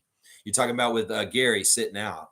Yeah, who knows? It may be early in the season. They're like, we want to think long term. There could be all kinds of reasoning with it. I really don't want to make it about Gary specifically. What I said earlier, I was just making a general NBA commentary about all the players right now. I'm not specifically saying what I said is about Gary. Gary very well could be very genuine kind of injury and everything to it. It's just I'm just saying I wonder about this sometimes because sometimes guys are too easy to sit. Let's just put it that way, and it makes me wonder. Let's just put it that way. Cool Cat saying, "Yeah, we can't fault players for having bad games. It happens during the season of 82 games." Yeah, yeah, I'm with that. Seymour saying, "Please get well soon, Coloco." And then he has like the more you know star. Cool Cat saying, I used Tech Savvy for years. Love the company. I had to stop after my complex signed a contract with Bell. Oh, that's too bad. That's too bad. I'm going to have to stop my Tech Savvy too when I move up north because they don't offer it where I'll be, and we've got a different internet out there. I'm not solely pleased about that because I don't try to support Bell or Rogers. Let's just put it that way. Isaac saying a W for the assist. G. Tom is out dunking in the Toronto streets. Dunkin' Donuts and some coffee, maybe. I don't know, Tommy. I'll go meet you down at the street corner at the Blacktop Court, and let's play some basketball down there at Queen Street Court near the rec center over there. I'll meet you over there, Tommy. We might mess ourselves up, not make it to the game though. Country Con saying, glad Dennis posted again. I'm not too worried about him. I did see his second interview with Will Liu. His first one, he was very supportive of Malachi. The second was still supportive, but a little defensive. I'm not sure which is which. I think he's had like three so far. So I can't delineate which. Are you talking about the one when he was on the bus? The one when he was on the bus was really awkward because he's like right trying to get to his hotel and he's like walking around in the lobby talking on it and on the bus and he's talking while he's doing other things too at the same time. I don't know. Dennis's interviews with the Raptors show and Will Liu are great, and I hope that he continues to do them throughout the season. But that's the one thing about Dennis. You get Dennis who Dennis is. He's not having a totally like fun day. You may get the vibes from him where he's kind of annoyed or stuff like that. But if he's in a good mood, you'll see it too. Yeah, I don't know. I don't know. Maybe he's a, some ways these guys are smart about how they handle answers or questions from people. And in some ways, maybe he was annoyed because somebody gave him a question that was disrespectful or he didn't like. In some ways, Will Liu doesn't have tact to not be disrespectful. We know this. So it could very well be that one of the guys on the Raptors show said something to him that rubbed him the wrong way. Now, I can see that because those guys think they're jokers and they think they're funny, but they're not as funny as they think they are. And, in some ways, they may have said something that it irked him a little bit. That may have been what you were sensing a little bit. Who knows? Trevor J saying NBA players today, they're not tough at all. They're not tough. Like the guys back in the day, they're all soft like Cocoa Puff. Yeah, the guys back in the day are crazy. Like broken feet, broken hands, like bleeding, like all kinds of crazy stuff. They'd still be out there playing. It's absolutely nuts how they used to be back in the day, especially like in the very early NBA. Y'all don't even understand. They used to call NBA players cagers. And you know why they called them cagers? Because they literally had a cage around the court. They didn't like having to run out of bounds to get the ball. So their idea was, let's put a big, huge fence around the whole entire court, and the fans will sit on the outside of it. Well, just imagine the kind of crazy, brutal kind of shit that could happen in a basketball game with a fence around it, right up on the edge of the court. They called them cagers. So, yeah, there's a little bit of Chris Gold's blood sport going on at different times. So people get messed up and, yeah, very physical. And, injuries would happen. Oh, yeah. Trevor J saying, NBA players today. Oh, wait, I read that. Excuse me. Let me get some water. I'm going to stop that. All right. Cool Cat saying, we're the only team in the NBA that has not played an end-season tournament game. Friday, we have to be loud for our team. Give them energy. Yeah, I think it's weird that we're the last team to do it. In some ways, they want us to feel like we're anxious about it, or I don't know. Why'd they do it this way? Is it just because the scheduling had to make it this way? In some ways, I'm wondering, why is it the Canadian team that goes last? Is this some sort of like, we're going to get all the teams through? They get to have the luster and the feel, the fun of it, the very opening days, certain teams, but then it's not going to have as much luster or importance or good feeling to it.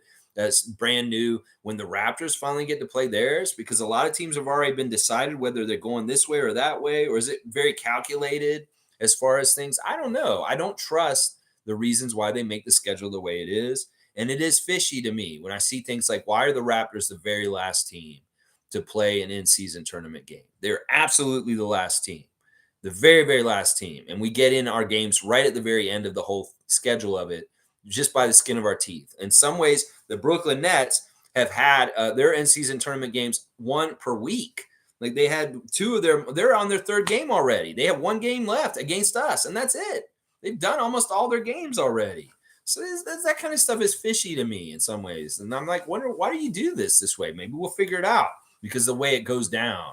And we'll be like, oh, this is why they did this shit this way. Hopefully we win and kick the Celtics ass, and we are the ones going to Vegas. That'd be awesome. But I hope that our guys want that. Seriously, I question the dog and our guys as far as, how much do you want to go to Vegas, Raptors? Seriously, how much do y'all want to go to Vegas? Let's go. All right, let's see. Cool Cat saying OG better be back and in shooting form to go for the first in-season game. We want all hands on deck. Yes. Yes, this is a great point, Cool Cat. I agree, and I'm going to give you a dunk for it. This is so important. We need OG's defense on Friday. OG, you heal that hand. Get some fucking Neosporin and put whatever on there. I don't know what it is. If you didn't need stitches, you didn't need anything. It's just an ugly little cut in your hand in a really awkward place. Cover that up, heal it like crazy. I hope you're like me and you heal really quick, like Kyle Lowry, and you can be ready for Friday. This is so true. We need OG for Friday really badly, really, really badly. Absolutely, Cool Cat. Country Kong saying, I saw a video of NBA stars predicting the in-season tournament outcome. When it came to our bracket, every player said Boston without hesitation. Today's game matters, but a win on Friday would be earth-shaking. It's something that will go against the NBA's narrative of what they want. And in some ways, we'll have to see who the refs are and see what they're going to try and shape. And hopefully we can just throw a wrench in their whole plans. Tristan's here. Good to see Tristan Phipps. The problem with the free throws was they didn't allow Nurse to choose his free throw shooter. That's why they allowed a redo. Okay, I'm going to have to go investigate this incident, because I'm not aware of it and what happened. So, but that's interesting. So the problem was they didn't let Nurse choose. Who chose? The refs, or did the other team choose? I don't know. This may be in a really weird place in the NBA rule book. I'm going to investigate this. I'm not knowledgeable on this subject, so I'm going to wait to opine on it until I know. Sue saying, in reference, the Sixers Harris went out for. Okay, she's going to tell me. The Sixers Harris went out for concussion protocol, was supposed to shoot free throws, so Pacers were told to pick a shooter from the Sixers. They picked a bad one. Many minutes later, refs said that Pacers shouldn't pick, and Sixers could choose anyone, so they picked Maxey, their best shooter, and they retook the free throws. Well, that sounds like the refs don't know what they're doing. That sounds like the refs don't know the rules. That sounds like the refs not officiating the game properly. That sounds like a clusterfuck. That sounds like a whole totally screw up. That's messed up. That's messed up. I'm going to go look at the footage, and I'll look at it even closer. Yeah, Seymour's laughing about it. That's crazy. Yeah. Sue's saying, so using that logic, anyone who is bad, who has hit, could go off and then let a good free throw shooter take them. I think the other team should choose from who is on the floor to stop misuse of this. There's got to be some other like way they can do this that just makes sense. Maybe it's a proximity thing. Maybe it's like who took the last shot for the other team before that person took the shot. I don't know. There seems like there's a logical way to figure this out. That's such a weird situation. I really want to investigate it more before I go on about it. Yeah, Tristan's saying the press is really stupid and annoying sometimes. Whether they know it or not, they're a part of the culture. New players come here and have to deal with drama, inciting questions. I know. It's like, are you trying to work against helping our franchise, 905 Press? Are you trying to turn off a young man from being in Canada and playing for our team by inflecting like what he should feel about the cold and playing for here? Like, seriously, I feel like that's Ed Rogers' work that you're doing at the very ground level, and somebody who's just coming in. Now, Miles Burns may not end up being anything. He does look like an explosive, very talented young athlete, but at the same time, it's like, if we see this kind of action from them, well, they're doing it on levels probably. And I can't stand it. So just stop, pause. Journalists, get better at your jobs. Stop being so tabloid. Stop being jokey and unprofessional. And maybe like take your job seriously and just be like the press. Like act like press, normal press. Y'all aren't acting like press. There's too much bullshit kind of press out there that you're acting like at this point. Tabloid, TMZ shit. Yeah, it's so crazy. Let's see. Cool Cat saying, "Oh no, Lindsay did that. That's not professional. I thought she was better than that. I've heard her call people honey before. She's done it on CP24 too, and in some ways that's fine, I guess, because she's an attractive woman saying it to a guy. But in a lot of ways, it wouldn't be fine going the other way. And in some ways, she needs to retrain herself.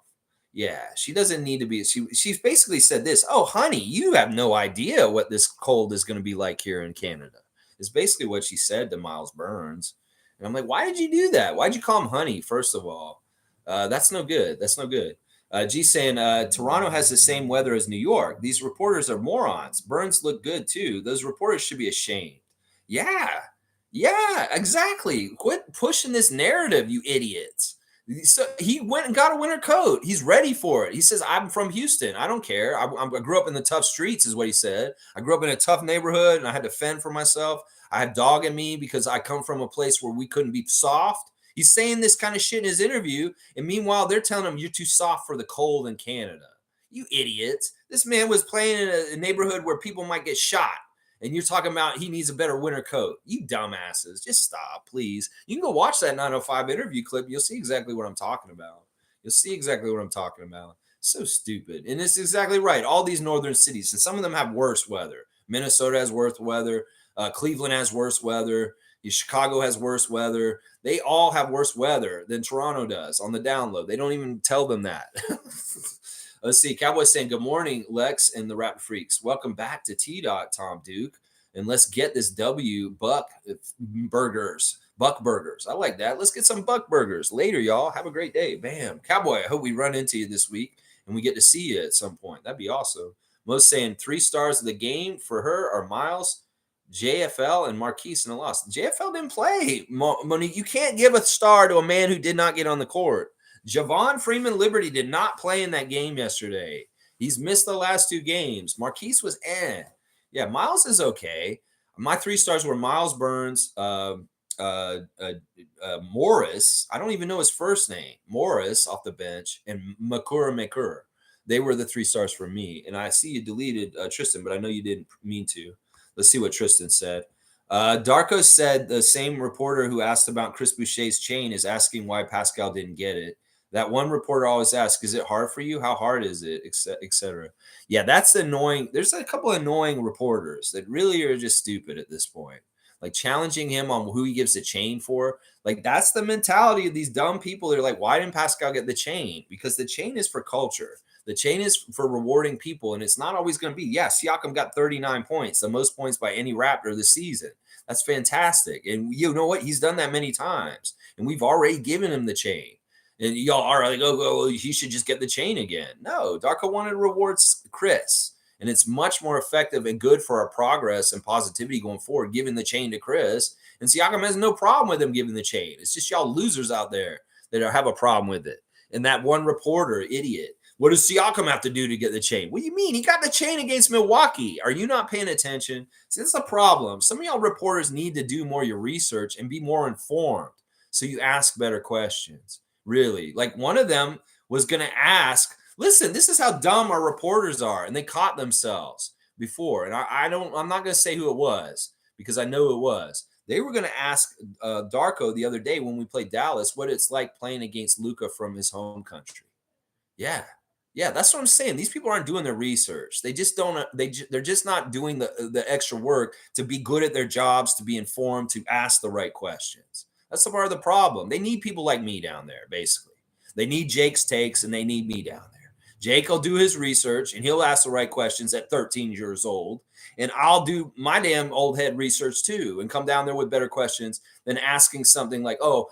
They caught themselves before they asked it because they did realize, okay, maybe Luka isn't Serbian. He's from Slovenia. But yeah, one of those dumbass, we're going to come in there and ask him against Dallas Mavericks the other day, what's it like getting ready for against a player from your own country, Luka Doncic?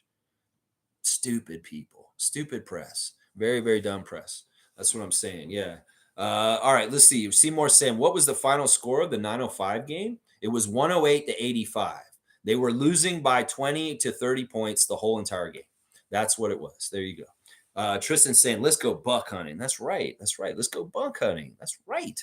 Carlo JS is saying, good morning, family. Good to see you, Carlo. Let's see. It jumped, of course. Let's see. Tristan's giving you the peace sign. Game day alert. Let's go. Bucks going down. Seymour saying that. I like that. G saying, Tristan, I think that was Aaron Rose. He made an issue out of Pascal not getting the chain, as if Pascal or anyone cared that Boucher got it.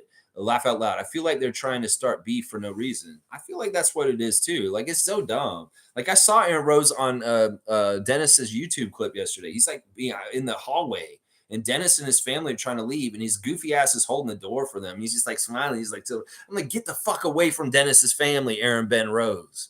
That motherfucker, get him away. Like, seriously, he's a piece of work as an idiot covering our team. Seriously, he's like a mashup of a TikTok idiot and like a reporter. He's really, if he's the new generation of reporters, God help us. Let's just put it that way. God help us. Seriously. Yeah, he's an idiot. Oh my gosh. Yeah. You guys are laughing. David's saying Darko called him out anyway, whoever it was. You were the one asking me about Chris getting the chain, and now you want me to take his chain away? Yeah, call him out, Aaron Rose. You dumbass shit. Yeah. Let's see. Mo's saying, my bad, Tristan. My bad, Tristan. It's all good. It's all good. Let's see. Tristan say, all good, Mo. I didn't even see what happened. And Seymour saying, bro, yeah, it's sometimes she might just hit it by accident. So it's no big deal. I read it all anyway. It doesn't matter. Let's see. Seymour saying, but bro, Kawhi went to LA so he could sing songs about cartoon characters. Seymour, you're getting a dunk because that's funny. That's so funny. He wanted to sing songs about cartoon characters. That's hilarious. That is hilarious. He wanted to be in a Drake video looking confused about what he did with his life, is what he did. Monica's saying, I don't have 3 stars of the 905 game. She doesn't have enough, so she just put JFL in there just to be nice. I mean, there aren't 3 stars, Monique. It's true. I had a really hard time figuring it out. And yeah, it's too bad. Let's see. David's saying, you gave out 3 stars. Now you're taking them back. The Aaron Rose effect. There you go. David, you can get a dunk for that. The Aaron Rose effect. That's pretty good. All right, let's see. Tristan's laughing and he's saying Draymond should go to WWE after he retires. Jeez, he might. He should. He could. He probably could. Seymour saying Vince McMahon needs to call Draymond. That chokehold was WWE levelish. I know. He could be the next Karl Malone. Seriously. I don't know. Would he go and fight? Who would he fight? Like, we need to make it like a Rodman versus Karl Malone. Who would it be? Who would it be? Would it be Dylan Brooks? Would we just say straight up Dylan Brooks is going to fight him? It needs to be somebody who's kind of the same size as him, though. It would be better if it was a forward. Like, what if it was somebody like Rodman, like Sohan?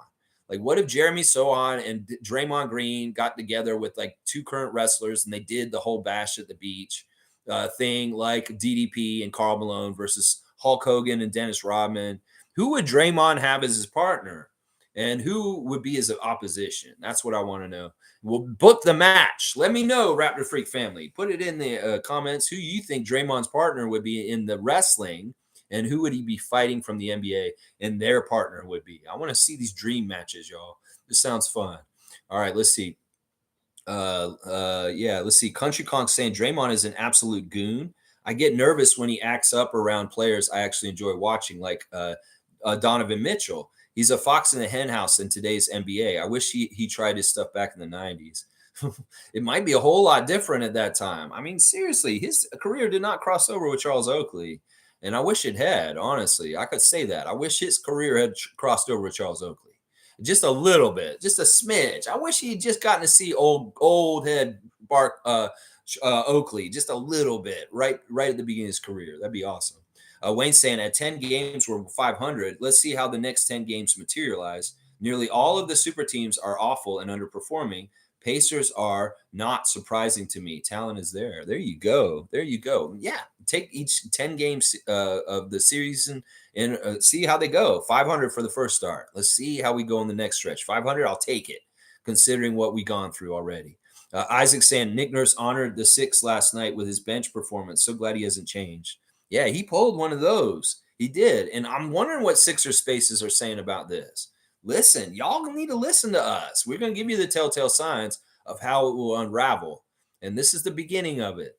If y'all lose and y'all overrun your players, your starters, and just wait. I don't want any injuries for y'all, but the way he plays y'all's players is going to injure somebody. You know it is. You know it is.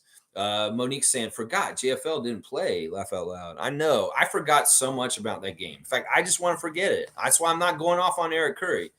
If they're going to be apathetic about the G League team and not give a shit about it, I'm not either.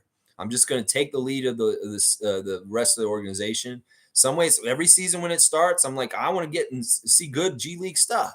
And 905 having a winning record and doing really good stuff. But if they're going to be casual about it, I'm going to be casual about it too. And be like, I don't care. I'll pay attention to the games. I'll see what's happening. I'm not going to pay as close attention as a Raptors game and really watch every play if they're going to be so half-assed. I'll be half-assed in how I cover it. If you want to be half-assed about your 905 this year, Raptors, then I'll be half-assed about how I cover it. That's just how it is. Country Kong saying Marquise's Instagram post sounds like he wants to play for the Raptors and not 905. He said he wants to be the GOAT. How many games will the GOAT play in Mississauga? His performance deserves promotion. See, I don't agree with this. I don't agree with this completely. I think he needs to play the whole entire season with 905, and he should get some time with the main roster, and he'll get his chance to do that. But I don't think it's the kind of thing where he just graduates at some point this season to all of a sudden just being full Raptors. No. He needs to do the whole entire season with the 905. It will suit him better.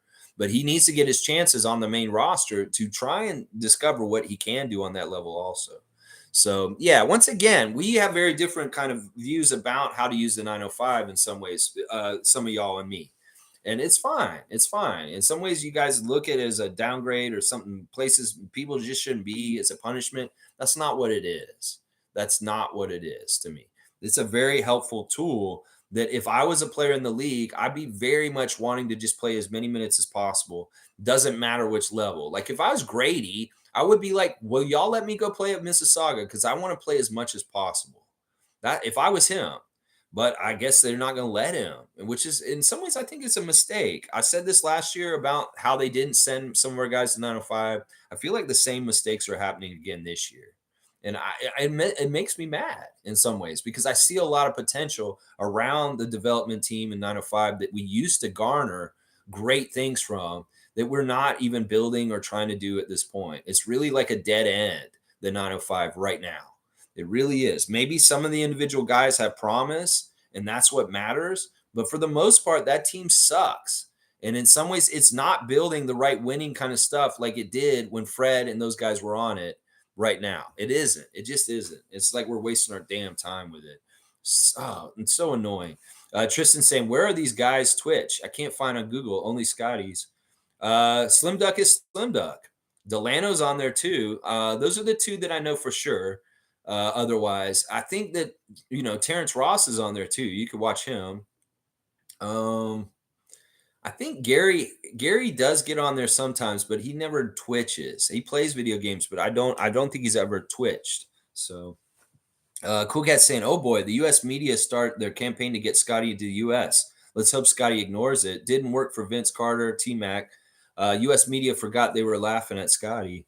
Yeah, this was bound to happen. I knew it would. Once he shows who he is, and he's going to be very good, they're all going to lust for him. And they're all going to start propaganda to try and say that he needs to go over there. That's what JJ Redick's doing. That's what Austin Rivers is doing. There's a lot of out-of-pocket stupid people saying shit to hurt us and try him draw him off our team.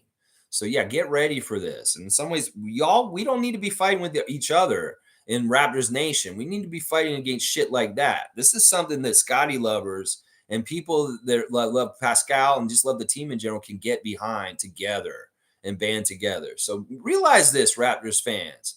Y'all do so much infighting. Y'all don't realize there's real threats from the outside. And y'all should be helping and being more like us and being in this way. Because, we could lose Scotty at some point because of this bullshit.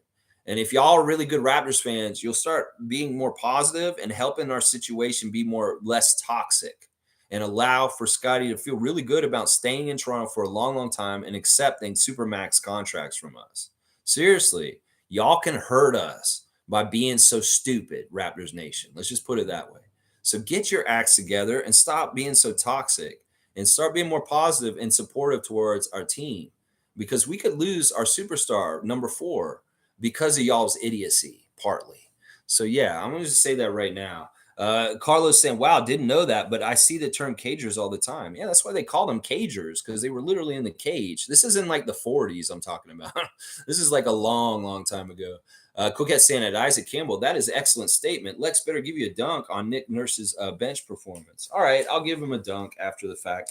You know, Mark Davis put something out on the referees account on Twitter yesterday explaining why there's late calls. This is a late call for the dunk, but I'll take it. He said this is basically what it is. He said basically referees don't want to preemptively want to call something, like have it in their head ahead of time. So it's like some ways the late whistle shows that they're reviewing it in their head and saying, "Oh yeah, that was a foul," and then they call it then. This is the phenomena of the late whistle with referees explained from Mark Davis, senior referee, saying that it really is like we don't want to preemptively like have a predilection to call the foul ahead of the play. It's really like we'd rather review it quickly in our heads, and then if it does deem it is a foul, that's why late whistles happen. So I like that. I like that kind of communication from the NBA refs Twitter account and explaining reasons why the refs do stuff. That totally makes sense. So anybody who's like, why is that a late whistle? Realize that's why. Mark Davis was teaching us something yesterday. That's pretty interesting.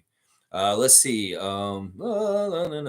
Isaac's getting the heart out. And Fiercely saying, make it work, OG. Polysporin, salted water, band-aids, alcohol, peroxide, anything to heal that cut. That's right. He's a healthy young man. I'm sure he heals quick.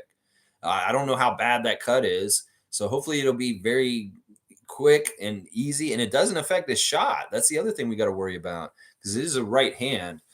Fiercely saying plumbing company hiatus needs to be over. That's right. He's taking a little hiatus. We don't need him on hiatus. We need him back. Fiercely saying reporters are an embarrassment. Sometimes I wish I could read the players in Darko's minds just to hear what they think about the questions. Pretty sure it would be hilarious. Yeah, sometimes they'll tell them. Fred and Kyle used to tell them that they're stupid and how dumb their question was. They would tell them straight up. He's like, "Wait, why are you asking me that? That's so stupid." You know, something Fred would say that. That's why I like Fred a lot. He'd just say that to them. Isaac saying, "Don't you forget about me." Tom Duke will be dunking in the streets. It's an invitation across Raptors Nation, a chance for folks to meet, baby.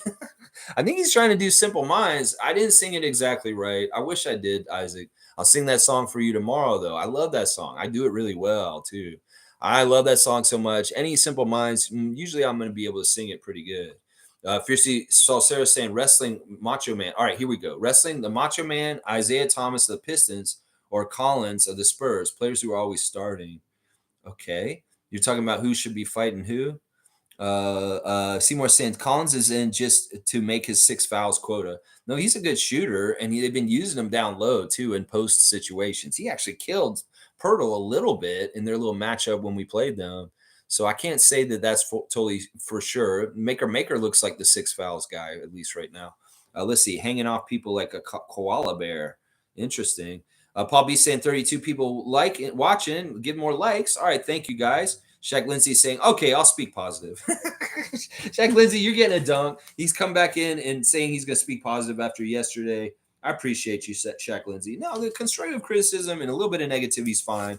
Just don't go overboard, anything like that. Mugabe saying, good morning, Raptors freaks. Lex is the U.S. NBA vultures just waiting to grab Pascal, Scotty, or OG. That's right. We got to keep them under wraps and under contract with us. Fiercey's laughing at Seymour. Shaq Lindsay saying, just trade Gary. Laugh out loud. Just joking. I don't know. Maybe that is the right idea. Yes, I don't know. We'll see what happens. Seymour saying, Shaq, Gary Trent, and McDaniels need to get it going or the axe could fall on them. That's true. That's what I'm saying. Paul B saying, I need more shooters and people that can hit free throws on this team. So he's like, no, keep Gary because we need him for those two things right there. All right, let me see what else I got to do today just to make sure. Okay, the new power rankings came out on ESPN, and we've jumped up another 2 spots. Remember, we were at 25. They put us up to 23 last week, and now we're back. We're up to 21, y'all. So we're moving in the right direction. There's Tim Bontemps is saying that after finishing 13th in offensive rating and 11th in defensive rating last season, the Raptors currently sit at 27th in offensive and 8th in defense. A big part of that drop, their points off turnovers. Last year, Toronto was first in the league in its percentage of points scored off turnovers. So far this season, they've dropped to 7th. No, 20th, dropped to 20th. So interesting takes from Tim Bontemps, and we're moving up. At least we're moving up in the power rankings and being at 21 now out of all the 30 teams in the league. That makes me happy. CountryCon saying, can we afford to lose Gary though? Gary wide open. He throws his hands up because he knows it's going in. I would like to keep Gary and think McDaniels gets it going. Let Grady start. We'll have to see. All this sounds like a lot right here. I don't know about Grady starting, but yeah, I like our starting lineup as it is. Wayne's saying kind of strange that in our in-season group we're the only team not to have played a game as of yet. Why are they saving us? I don't know. Maybe it's just the way the schedule worked out in some ways. In some ways, I want to try and gain the advantage of it. Does that make sense? Like in any situation, there's disadvantages and advantages, like being the only Canadian team. And in this situation, in some ways, part of it is we can see the group and how it's forming already with losses and wins, and understand. Well, the Celtics are the only team that haven't lost yet, and that's purely in our power to beat them as if we can on Friday to change that. And that is a lot of power in that. So I don't know if there's an advantage. We get to see these guys do it. We get to understand what the in-season tournament looks like ahead of time. Maybe we get like, in some ways, these new teams that just did it, the very beginning were guinea pigs for the first night. So in some ways, is that an advantage that we understand it a little bit better than the teams that just went into it blind? I don't know. I don't know. In some ways, I feel like there's disadvantages about going last also because you cram in all the in-season tournament games into 2 weeks instead of a month.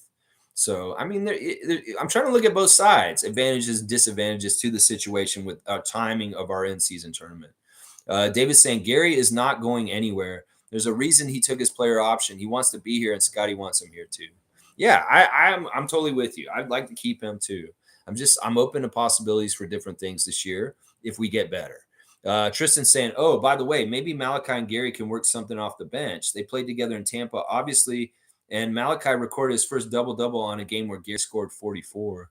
Yeah, I mean, they're a good pair when they're out there sometimes, but not all the time. I mean, they do have an extensive time working together for sure. And they should have more synergy and working off each other. In fact, I wish Malachi set him up for huge threes more often. And I wish I could see that more often. Monique saying, see you in 2 days, Lex. W Stream, keep at it always. Good times, go Raptors. That's right, Monique. We'll come and visit you at halftime of the in-season tournament game with Boston. Definitely going to come see you. We're going to be in this around the same place we were last year, and you will too. So it'll be easy for us to find you. But either way, we'll keep in contact on text to be able to make sure it happens. Peace to you, Tristan Phipps. Bryce is saying, I see nothing wrong with trading Trent and giving Grady more of a run.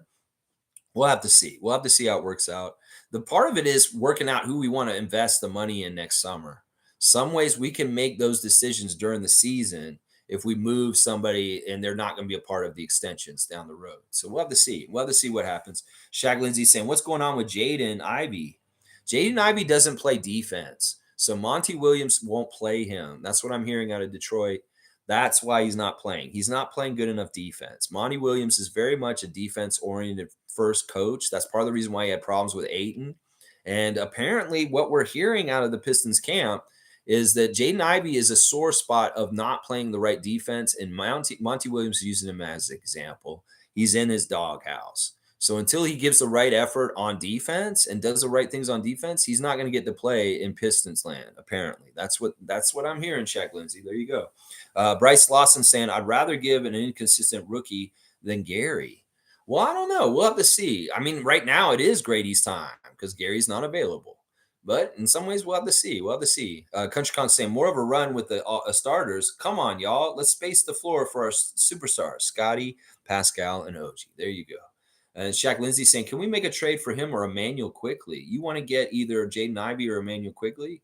I like quickly. I'm all about quickly. If we got quickly on our team, I feel like he's kind of on the scale with Maxey in some ways. He's that kind of player. So I don't mind getting quickly. I know they very much value him in New York. And that may be tough to get him out of there. But who knows? If he was on a Raptors jersey, I'd be very pleased. Jaden Ivey, I'm not sure. Like, I don't want somebody who's getting labeled as not a good defensive player by Monty Williams coming to the Raptors. We don't need any defensive bad spots. So in some ways, Ivy may be very touted and talented and young and promise, but also he's getting on the bad side of Monty Williams already because he's not showing that he cares on defense. So in some ways, I don't like guys that don't care on defense. So I don't know if he shows that he's got defensive acumen and he plays at a high level, then maybe I'll be like, yeah, I don't mind Jaden Ivey coming here. But that's the thing. He's not showing an effort on defense. Why would we want him in the Raptors? Is what I'm saying. Fiercely saying Monty Williams doesn't play around. He's also sitting Wiseman. That's right.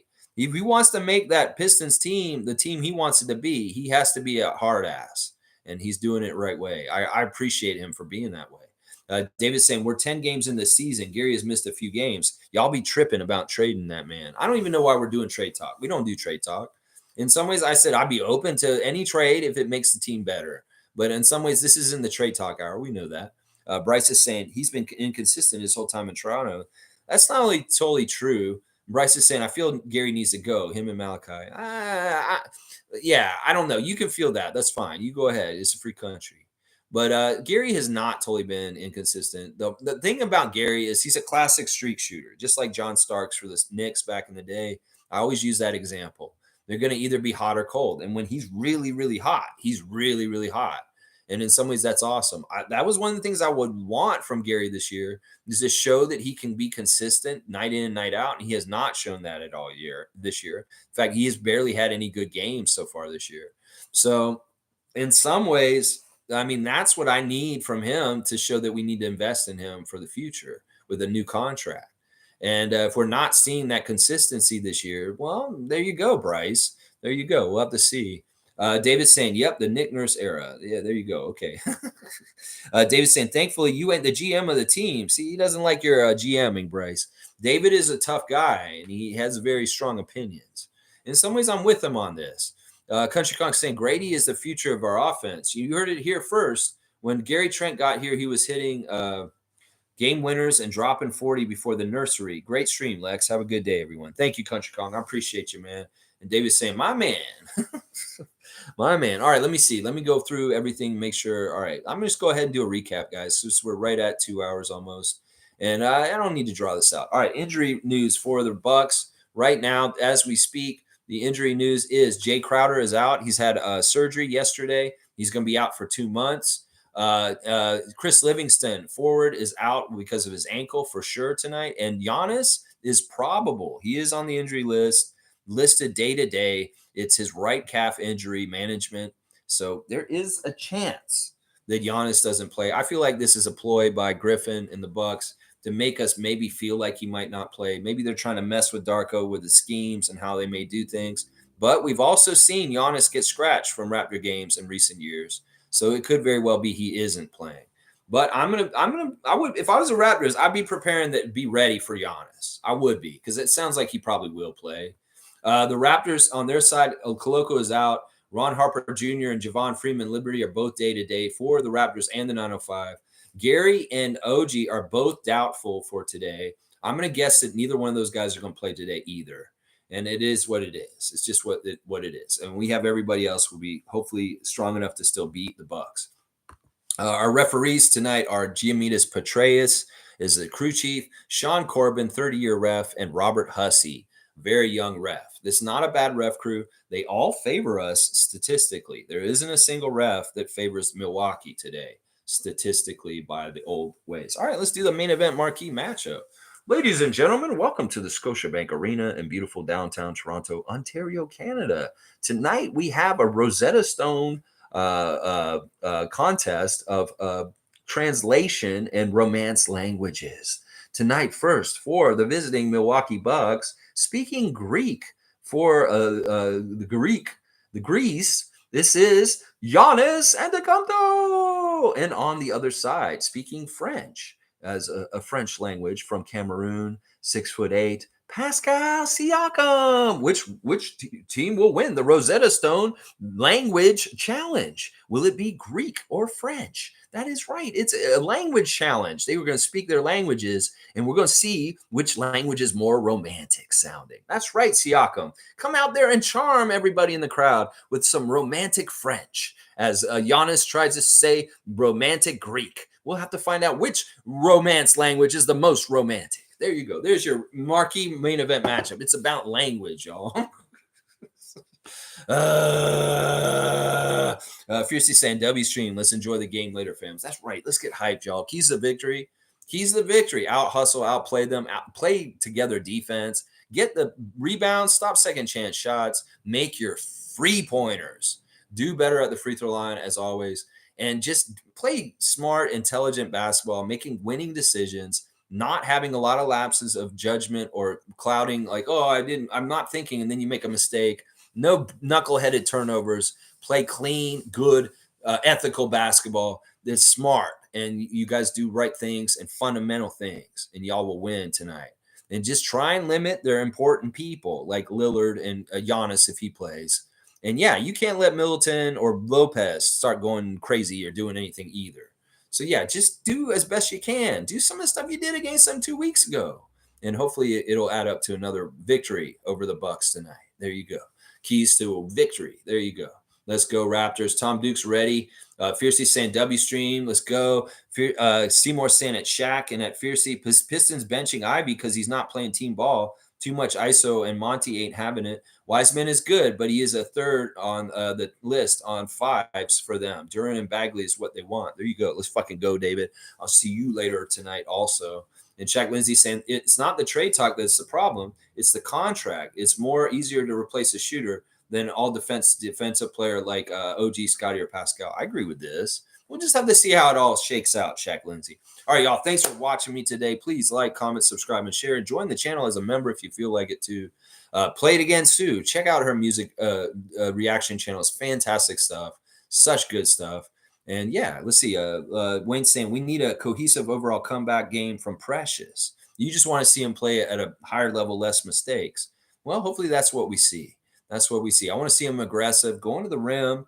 And if he hits some threes, that's great. That's great. Good rebounds and good defense also. Tristan saying it's true. And Seymour saying, does M&M Meats sell deer meat? It worked last game against the Bucks. Fire up the grills. There you go, y'all. That's right. Go get that deer meat and eat it today, and signifying that we're going to beat them and get those Bucks burgers for real, like Cowboy said. Wayne Precious is a monster when he's on his game. That's right. And that's what we're hoping tonight. I love his demeanor. Seriously. In a lot of ways, I have a lot of faith in Precious and who he is and what he's going to become. And in some ways, I have more faith in him than even Scotty. So listen, I want people to understand Precious in some ways is an enigma, but he's a very serious guy. And he has a very much a sky's the limit kind of potential. And I want to value him and keep him in Raptors uniform as long as possible. Trust me. Some people may saying, well, he's weird. I don't understand him. He's a little bit wild. It's not like his game is refined or there's something weird, but there's something to him about his spark and the way he looks at life and the way he's a competitor and that he has the right attitude. And he is got certain things about him that I love and I want on this team for a long, long time. So that's why I very much value Achua. Very, very much. All right, y'all. Thanks for watching me again. And tomorrow we'll react to the game, and hopefully it'll be a good victory. I'm looking forward to seeing you today, Tommy and David and the rest of y'all. Let's go get a good victory tonight. All right, let's go Raptors. Let's beat the Bucks. Bucks burgers is what's on the menu. That's what Cowboys said. So let's get those Bucks burgers and keep the W's of W Wednesday going. That's right. We got to make it 4 in a row on a Wednesday. Big dubs on Wednesday. That's what W means. Wednesday, baby. And that's for winning at the Scotiabank Arena. That's right. That's what we're all about tonight.